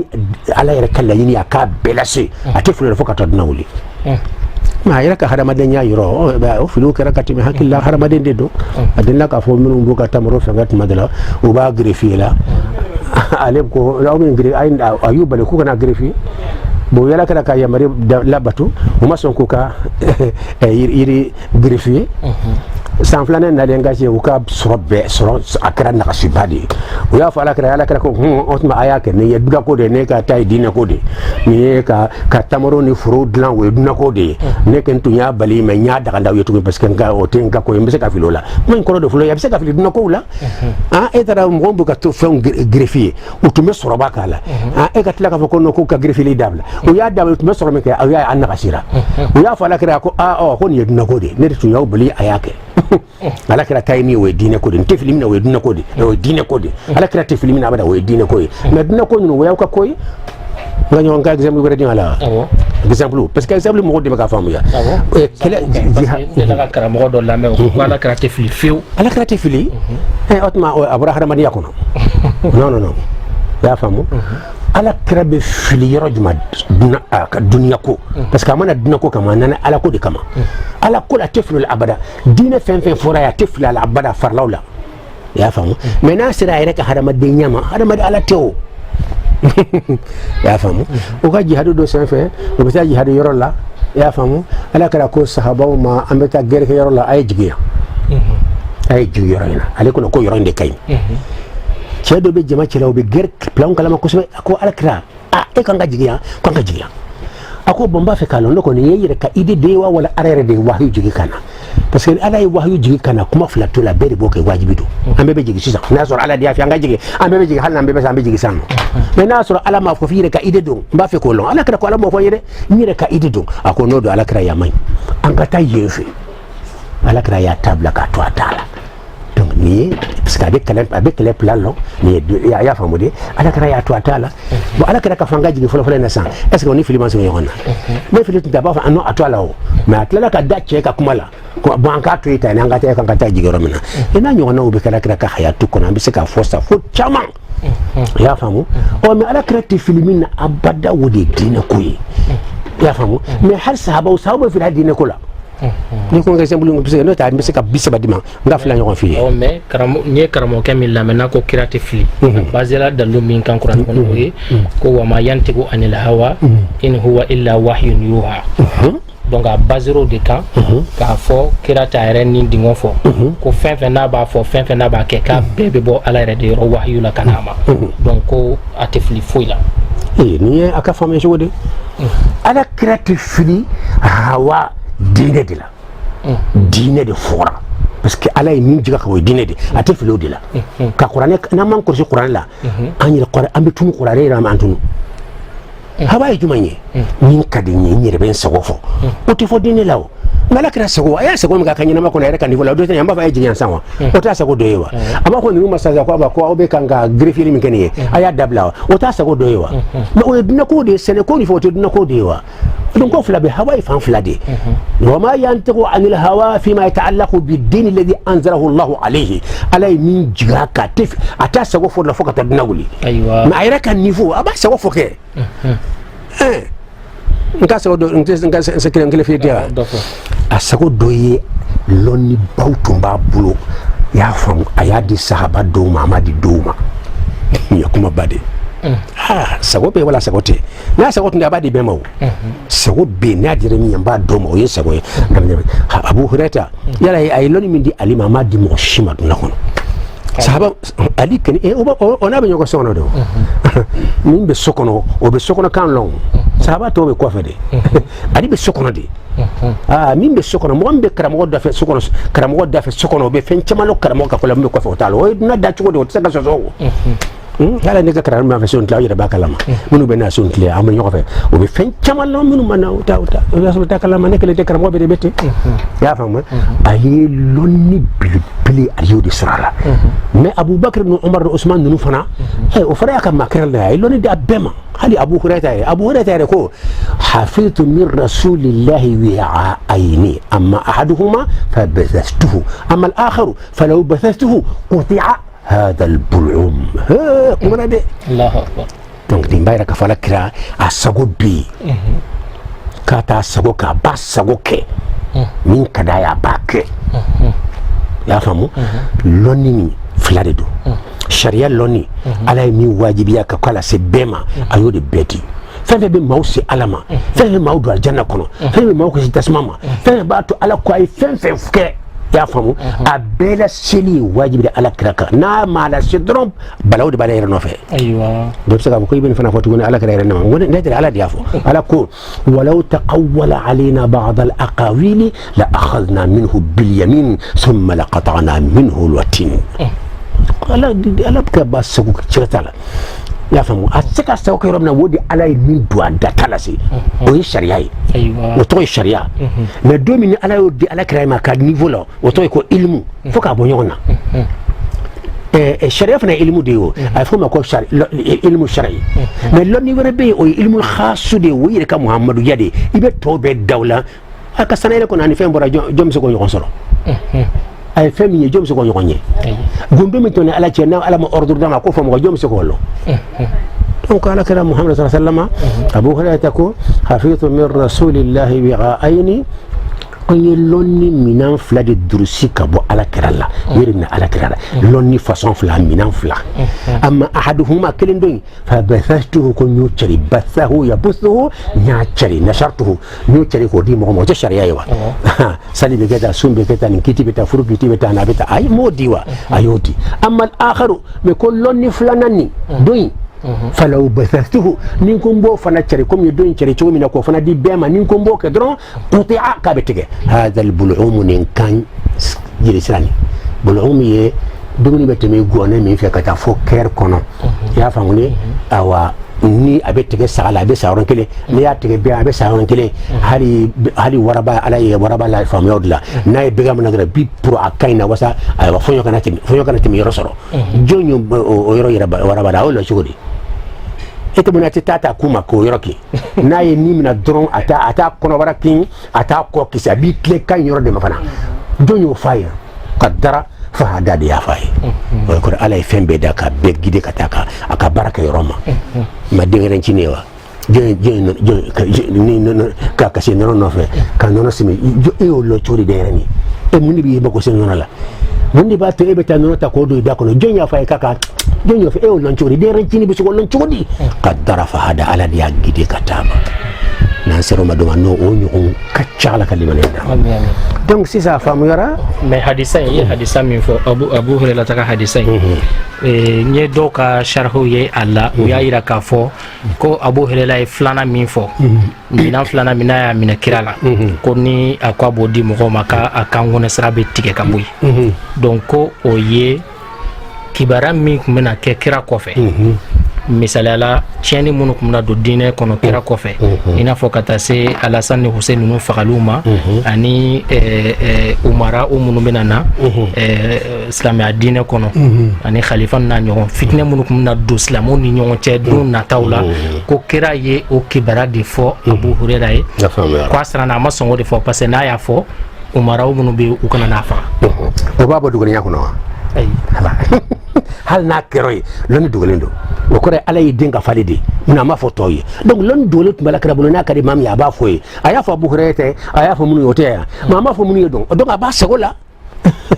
donc ala kraka fo ate foyi foko aywa o kuma tala aba segola sharu yere dalu tala fila ay mba fa ko di film amina li benali samanali kortla madronde mbe tani uslubul ilmidi parce que minu bana mena duna berbe kankana me 600 ni dungo doni fodron bebe tela ambe mi fam dalila kan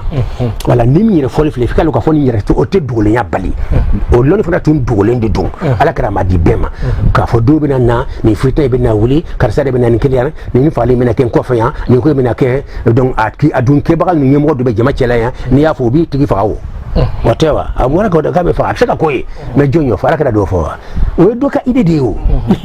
ala kara ma fo ko be mimma o ni nde o ala kara ma fo yeloni min dima dugola mbe ni nde mawo man hadisa lawo woni dori bi dra dugolenda dirama naka ba fo abi fa o yeloni jumayelo ala kara ma fo ni mo mi ya fa mbo fi ka ide de fo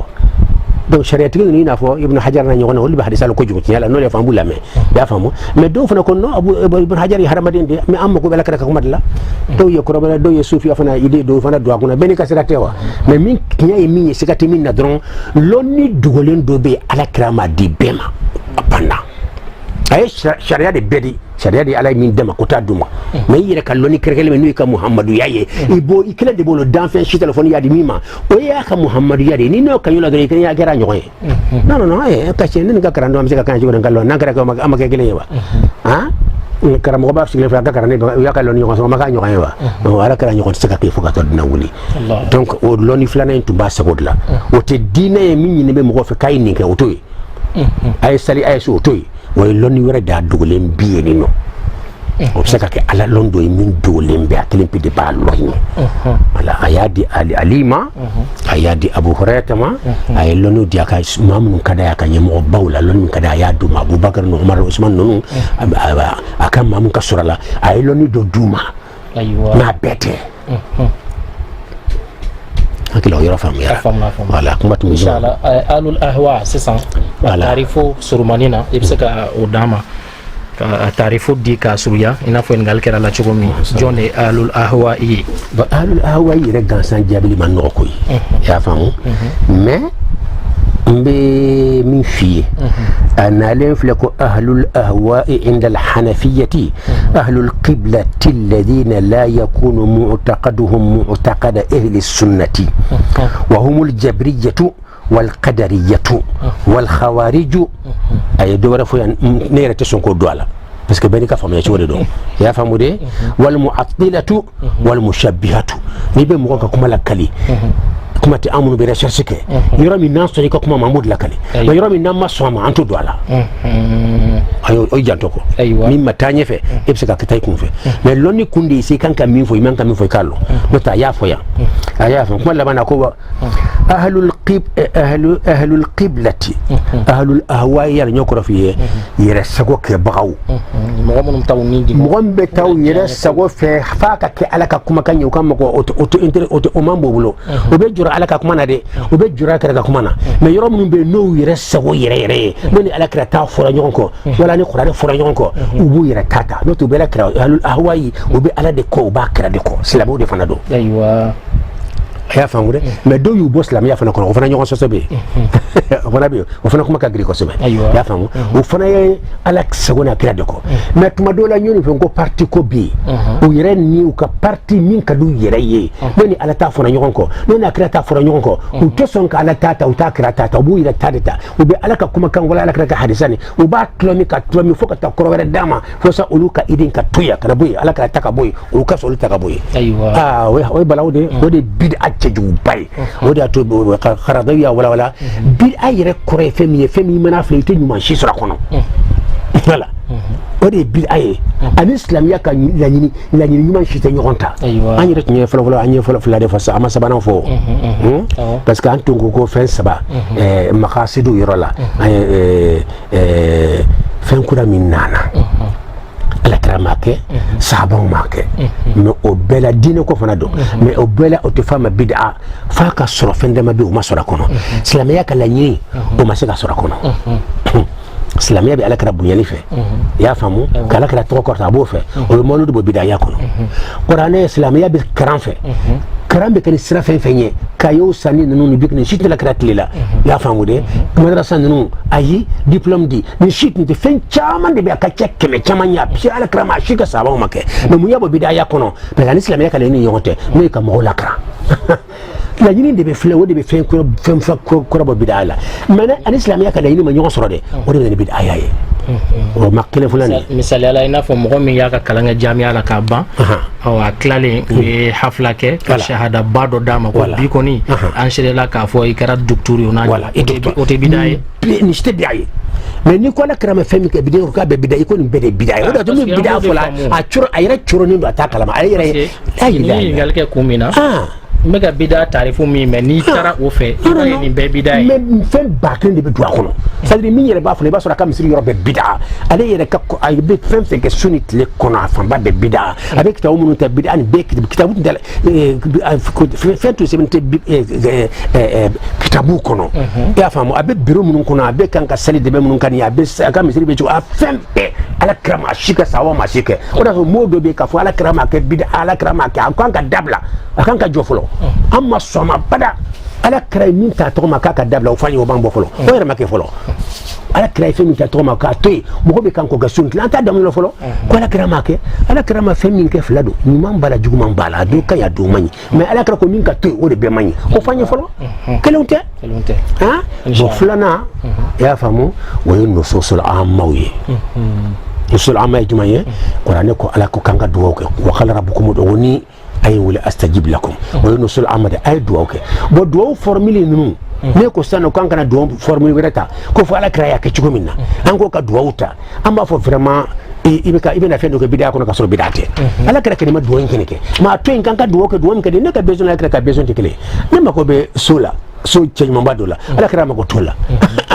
mba fe ka placer de sur bureau de kono ala kra ka ma ko tola e ko ne kana duwa ko fa ala kra duwa mi ke non abe ibe duwa min ke la be bid'a ya kono pourquoi parce que ala ko aye duwa ke bo duwa du duwa façon kacha demande ke ya ala de wele abe duwa kono bo bid'a ya kono kasoro ala kra ma ke ye duwa min ke sahaba ma ke ma bo bid'a kono pourquoi parce que an islamia kalanyini ye nyonta yoro mi allah taala ko ay duwa ke ifna duwa de ko mais ye duwa de ke ba ay salatu kala kra ya famu ne ka salatu do lanyire sansan no yi salatu kala kra ala kra mi ala mi fo mo kewa mais non fo ala kra salatu me ka kanyina mer ko faka to ko nyonde ah non o kuma be chaya de admin ka dire ala kun ka salatu ke nya salatu ke ala mais ala kra min salatu formi ko fonga ko rembe mi ka be salatu mi ka wati be e ka juma o juma ani to kele mo anya korosa fe be ka do kra do juma do fe ka question poser ne ko minnu ko salatu wɛrɛ tɛ daga fo salatu ibrahimiya wala salatu min alakira yɛrɛ la n ko sini ye juma a ye to ka juma la o bɛ salatu wɛrɛ de fɔ u ka khutba daminɛ la min tɛ salatu ibrahimiya ye non jigitigɛ dan de nin ye alakira ma kɛ aw kuma jɔ fɔlɔ sa alakira k'a kana kɛ voilà a fɔ mawludu a y'a dabila alakira ko k'a y'a dabila an bɛ to ɲininka o rasul i b'o yira n na mais n'o t'i bolo i jɔ fɔlɔ a ma kɛ i b'o de jɔ fɔlɔ parce que a ma min kɛ e b'a min kɛ la n'i y'a fɔ karamɔgɔ ɲɛna n'i ye conférence kɛ don o don bid'a kan i b'i yɛrɛ ɲini quoi o de y'a to i t'a min ko conférence kɛra bid'a kan abada bɛɛ de bɛ siran ɲɛ n'i y'a kɛ o b'i kale o don hali i bɛ taa yɔrɔ min f'i hinɛ bɛ mɔgɔ min na mɔgɔw bolo o don e ko alakira ma min kɛ alakira ko min kɛra kɛ o de f'a ye wa ma atakumu rasulu fakhuduhu wa ma nahakum anhu ni alakira y'o bali fɛn min na ka taa tɔgɔ ma a ye nin to yen fantahu aw de bila mais wa ma tarakahu a ye min to yen wa ma sakat anhu a ye de min ma wa ma a ma fɛn min kɛ non o ma fo wa ma tarakahu rasul alakira ma fɛn min ka y'o dabila o ma fo wa ma sakat anhu alakira ye de fɛn min ma ko k'o dabila alakira ma fo a fɔra de ko n'a ye fɛn min k'a tɔgɔ ma k'a fɔ a y'a dabila wa ma nahakum anhu k'a taa tɔgɔ ma a ye nin dabila a ye bid'a a ye mawlud dabila parce que a tɛ daga jɔn y'a fɔ alakira an bɛ sɔrɔ k'a fɔ i kuma na sisan mais alakira m'a fɔ a y'a to yen e ma se k'a fɔ k'alakira k'a y'a to yen i m'o fɔ o de fɔ kɛ mun i t'o fɔ parce que a daliya t'i bolo n'i y'a fɔ i bɛ minɛ sisan i bɛ nin ka nasu la a bɛ yɔrɔ jumɛn hadisa jira n na k'a ye mawlud dabila i b'a jira n na Qaradawi ɲɔgɔn lɔnni kɛla baw a ɲɔgɔn kɛmɛ joli bɛ diinɛ kɔnɔ u bɛ kan ka fɛn wala ka wala minnu bɛ diinɛ makasidiw filɛ tiɲɛli bɛ fɛn na tiɲɛli tɛ fɛn min na fɛn min bɛɛ b'a dɔn mawludu nafa bɛ kɛnɛ kan a bɛ alakira kanu da mɔgɔw la a bɛ alakira bonya jira a b'a jugu malo a daraja yɛlɛnni de don ka kale alakira mandiya mɔgɔw ye ko b'a ye koba minnu kɛ k'a di a mandiya mɔgɔw ye k'a daraja yira bɛɛ b'a dɔn o kɔni ye silamɛ ka laɲini de ye i b'o dɔn nɔgɔya hali n'i b'a la gosi i b'a nɔgɔya dɔɔni sa ala ka limaniya d'a ma o tɛ filanan ye wa nususul amma la saba de don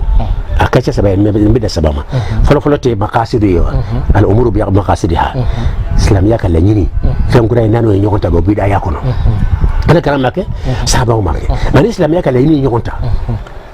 yala waati bɛ n b'o exemple kɛ ni saga ala kɛra ko saga bi duuru saga bi naani ko ayiwa saga kelen y'o jaka ye Abu Hanifa ta ko a warima bɛ daga parce que ale ye makasidu filɛ a ye ala kɛra ka laɲini filɛ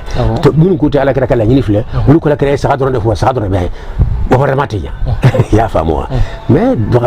Yusuf al-Qaradawi ye jaabi di a ko olu kɔnɔ ko Abu Hanifa ta ko de ye baara kɛ ale de ala kɛra ka kumakan bila k'a ye baara kɛ n'a ka idée de k'a ye wari ko min kɔni ye k'o y'a ka idée de ala kɛra ma wari ko f'i ye a ye saga de f'i ye Abu Qaradawi ko ale de ye baara kɛ ni ala kɛra ka kumakan di ye ani minnu ko saga dɔrɔn k'olu ye baara kɛ ni ala kɛra ka kumakan farikolo de ye a farikolo bɛɛ dun ye baara kɛ ni ala ka kumakan ye de donc a fila bɛ baara kɛ ni ala kɛra ka kumakan ye olu kɔnɔ k'ale ma baara kɛ ni ala kɛra ka kumakan ye k'a ye saga min bila k'a sɔrɔ ale yɛrɛ de ye baara kɛ ni parce que ale ye ala kɛra ka kumakan laɲini de filɛ olu ye fantanw ka nafa ye n'o tɛ ni saga ko don a tun b'a fɔ hali ayiwa fini feerelaw ma jɔlaw ma k'aw fana ka saga de di ayi a b'a fɔ saga ni saga ko de don a tun b'a fɔ k'u fana ka saga de di o a tun b'a fɔ sɛnɛkɛlaw ma aw fana ka saga de di donc ala kɛra ka ɲɛli tɛ saga ye a b'a fɛ min bɛ min na i k'o di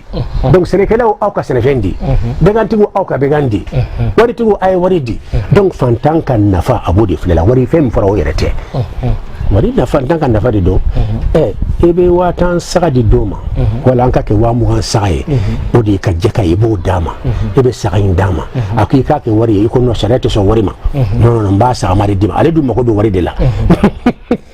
a e yɛrɛ mana ɲininka n k'a wari i ma d'i ma wala n k'a sagalama d'i ma bɛɛ b'a la a b'a fɔ non vraiment a wari ma de d'i ma 20 o tɛ taa kan dan bɛɛ bɛ taa sagama d'a ma a bɛ obligé ka taa feere baribatigi b'a fɔ ne t'a feere ne kɔni b'a ta 5000 de la awa ale dun mako bɛ wari la e tɛ dɔ fara kan non i ta i ka taa ale dun mako bɛ wari la a bɛ obligé k'a ka 20 saga di 5000 na i y'a faamu donc sa da dira jɔn na fantancɛ a da goyar'o la parce que a ka 20 saga a nagasira ka taa bila 5000 na a da goyara la dɔ bɔra ka wari la bon nafolobatigi dɔ farala ka wari kan parce que 20 saga a y'o sɔrɔ 5000 na 5000 kɔta ale y'o sɔrɔ donc ala kɛra ka laɲini yɛrɛ de wulila a kɛra fantan ka makosa de ka kɛ nafolotigi ka mako sɔrɔ ye k'a sɔrɔ ala kɛra y'a la wuli fantan ka nafa de kama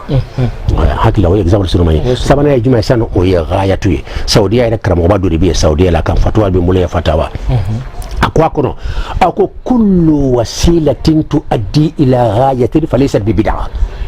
ale ye ghayatu filɛ fɛn kura min nana an b'a filɛ a b'i lase juma ma akonna ya sɔrɔ ni ya kabila se silamɛya ka laɲini dɔ de ma o de ko gaya silamɛya ye fɛn min yɛrɛ ɲini ko kura dɔ nana a tila se ala sɔsɔ ma a bila se o fɛn kelen de ma gaya tun laɲini b'a bɔ bidaya kɔnɔ nin ye kuma ba de ye donc i bɛ fɛn kura caman ye alakira ma kɛ sahabaw ma kɛ diinɛ kɔnɔ mais kana fɔ bida dɔ fɔlɔ i b'a filɛ ne kɔni fɛn in b'a la se ɲuman de ma n'a sɔrɔ a b'i lase silamɛya ka laɲini dɔ de ma o b'a bɔ bidaya kɔnɔ mais n'a b'i lase fɛn de ma fɛn min ye silamɛya yɛrɛ tana dɔ ye fɛn kura dɔ ma a b'i lase fɛn ma o tɛ silamɛya sago ye silamɛya tana dɔ o de tɔgɔ ye ko bida ayiwa voilà faamu kana an bɛ se ko surunya ten inshallah voilà bon sisan question bɛ question jaabi ko ahlul ahwa i kɔrɔ ye jumɛn ye kitabutigi ko ahlul qiblati ko maya ko kɔrɔnfɛ mɔgɔw yɛrɛ dɔn koyi minnu bɛ ɲasi kɔrɔn fɛ ka sali de minnu bɛ kan ka fɔ ma ko kafiru k'i kɔrɔsi de ahlul ahwa ye ahlul qiblati alladhina la yakunu mu'taqaduhum mais u ka i'tiqadu y'a faamu i'tiqad de ye u ka fɛn bɛ kɛ u dusukun na limaniya bolo la mu'taqada ahli sunnati ani sunna mɔgɔw ta tɛ kelen ye ni kuma ba de bi yan foyi tɛ nin ɲɛnabɔ lɔnni kɔ y'a faamu a m'a fɔ mu'taqad alladhina la yakunu mu'taqaduhum mu'taqad al-muslimina a m'a fɔ ten a m'a fɔ ten intabihu a ma silamɛw fɔ a ko ahlu sunna ahlu sunnati do o ye silamɛya bolofara dɔ de ye donc parti ko b'a kɔnɔ halisa ayiwa ah non ne ka faamuya la parti ko bɛ yen n'a tun ko de la yakunu mu'taqaduhum mu'taqad al-muslimin an b'a fɔ a kɛra silamɛ ko ye sisan o tuma o tigilamɔgɔ ye silamɛw ka sira bila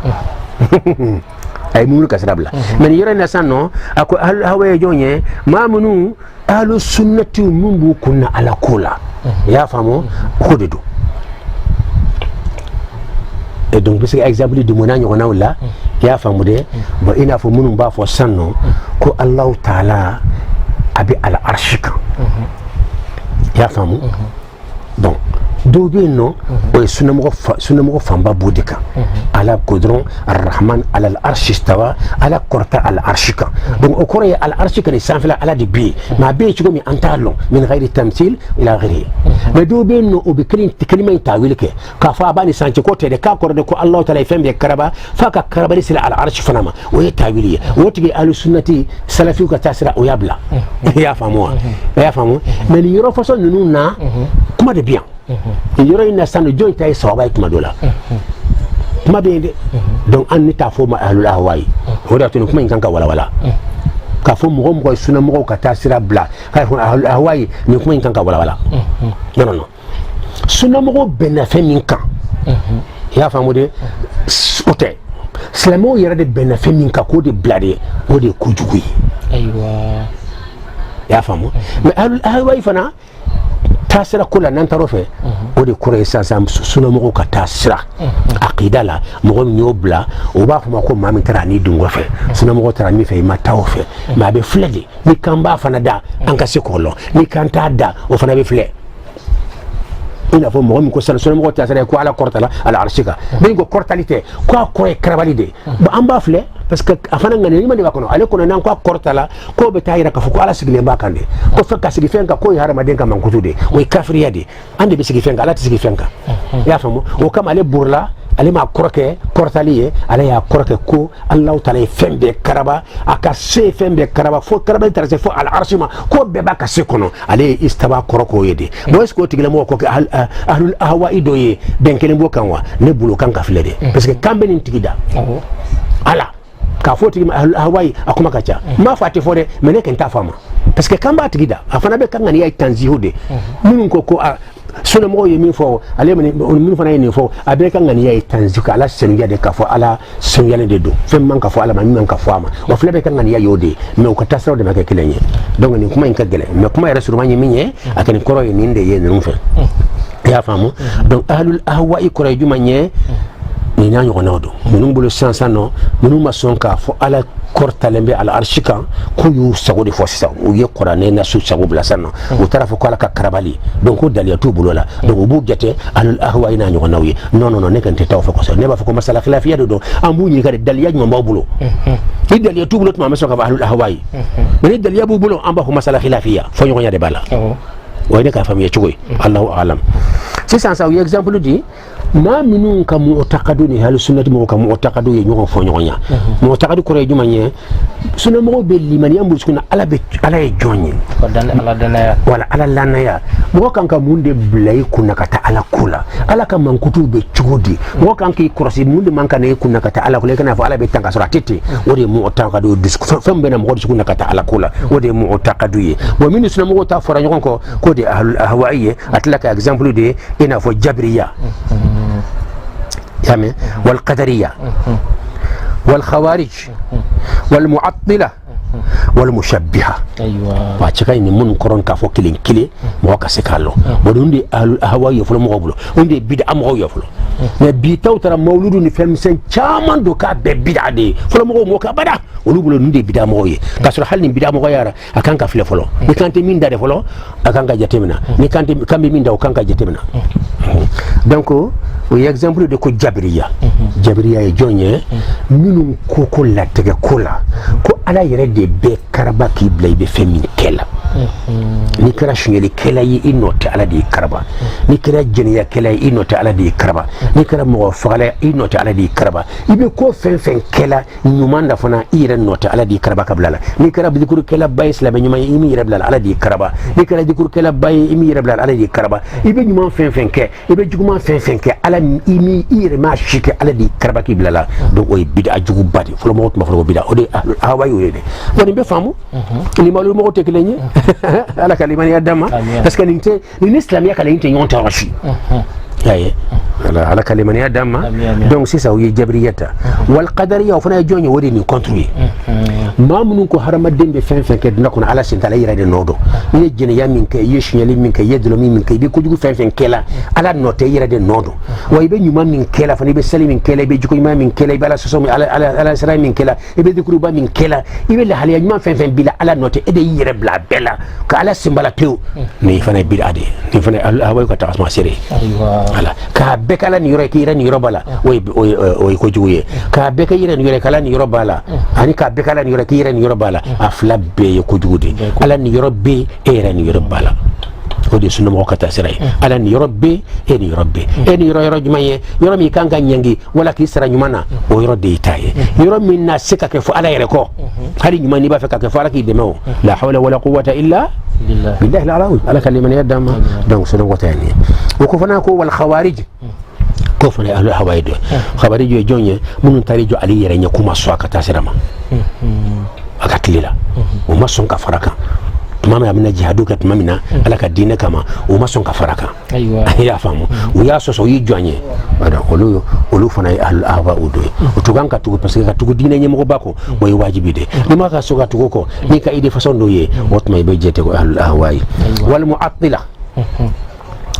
معطلة ويجوني يا فامو دي المعطلة ودي الله تعالى كم كتب فو أيرة القرآن كنا يا فمو إكتافو نونني فو علامة تبع أنك قرأ يلما ودي معطلية أطلع النص فمي فرا يا قربالا يترى قرب ردما أيه ودي أطلع النص نصنا ما يبلوني نصين فو دنجبالا ina fo ala kuma na ayra bulu ka yoro mununa ya famu wala ala ka kuma ya famu a nyaw ka yoro minna na nyaw naw wala ala ka kuma atlo ka yoro minna mo ebulu ni afora ala ya fo chugo minna yele ni ya fote donc ya famu de awa abitake ebulu akoromay donc iye kumuni yere yelema ya famu de iye moni yere yelema ka ba chula parce que na koro dira ma ebulu abitake jumani donc iye mo koro yelema ka koro bere dama wodi ta'tilu ya famu ka soro akoro be se ka dama ka soro iba fo ala tani dafo ta tekele ala be yele ke dafo be me tekele ala be mele ka fana mele ke ani dafo ta tekele bulo ba ona bulo be ala la me ala bulo na bulo tekele an bulo fo ka bulo imaya an bulo filani ma te fa ala ma ko fendo ala fa ko la ma fenye ko yoro do bulo ko bulo bulo o te fa di ni ma o hana ma den ni hanna fara bulo bala abisa ka bulo yere ni be bal har ma den ni bulo bala ma te ko yoro do sabale ma bulo ta ho bulo ko no bala na nyona o te fa ala ma donc ta'til de korodo ala korodo fa yerema wala kiray makdudo fala bo koroni e ya bla pew parce que na fora ala ma bulo lebu bala donc ye ta'til ke mo fana ti daga sunna mo ko bulo wal mushabbiha de minum be ala sumaka dan fewma shabihun ay na fara ala be melika dura ale ba su harama de maguya harama de nek be melika klum ma fana la de jago ngone be alala na fara be kuma dura ale ba su harama de ma ale be tashbihu de kasmama be ba su radabe ala fana la nyimba la ona nyona no na nyona fana bala na fara ale be fleka dura bab ale be na kuna ko duma anya yaksef la mbani ba sala fana yaksef la bala ale be ala kam man kutu suma dan fe de ma oye mushabbiha oye donc ne ya kelen koroye ay fonni mako ahlul ahwa'i sunna maqbulu aywa من الأول كوري فهمنا إن شاء الله إن شاء الله سيسا فهمنا أمنا سي ينغالي لاباما وي أمبال مكي الحاج الحسن سيسي كابو فرنسي علي ينغالي كي كو على كراكا دوو تيلا كو دوو جمع دي كانونين دو إبسيغا مين كي كابورولا donc ay ni ngal ko la ko ka o ngal la sima o do façon kacha suye so do be no oye ina fo ka qur'ane kara wala yere se kona do ko ke suye bon oda amba fo ala kalama ke ya fo to mina sabo fo na ma foti mo be daga ka davle kami fo ni ani islamia ani do be do luwa kuno kaba ani islamia kala yini be nyonta abi do no so amo jikor lala donc ali bo bidaya kuno yana ya famude mais c'est ka fo ala kara ken yake sahaba o yake wana sura kala ni ala kara re mi fona ke wode kan ya be mo hadisa do flani روي عن ابن عباس رضي الله عنه في صحيح الترمذي كسنن سهلين كنو ابن عباس حديث ذلكني وكان رسول الله صلى الله عليه وسلم يعلمهم قال كرتم بيقولوا صحابه لكرا اذا خرجوا الى المقابر كتكبروا سولا نوبركو بتكبروا سولا على كربو لكرا وكان كمون دي فوي ان يقول قائلهم كو كلو كلو نوبنا كما كبروا سولا فو على كركو ايافو السلام عليكم اهل الديار من المؤمنين وإنا إن شاء الله بكم لاحقون أسأل الله لنا ولكم العافية ودي مغم بافك أكيرا كرايرتاي أوفنايني ونتي مغم يقرأنا كرسوي ري يقول هو الله كراي ياتلو كرسي كراي يقرأنا يردو كراي وفناتي حرامي فو يقول يكن بالا أني دلياكو دلياو فو رجو إنتي لا كسر فلا بتاولا أني مغم بافكو ديتاي بسرو هل ابن تيمية كما بيبولا يا فهمو دي إن شاء الله كان دي يدام donc akuma anta korofo ala kra koko do mu kanka ke suye ni duna kaburu sole kanka min fo suye be kanka drusi ba fo assalamu alaikum ala ka kisi bauka ani ala ka kisi foli fana bauka be fla be benya pese assalamu alaikum be ke foli fana e ala ka kisi bauka ala ka kisi mi foli kanye o fana bauka ahla diyari أو من يسود كويه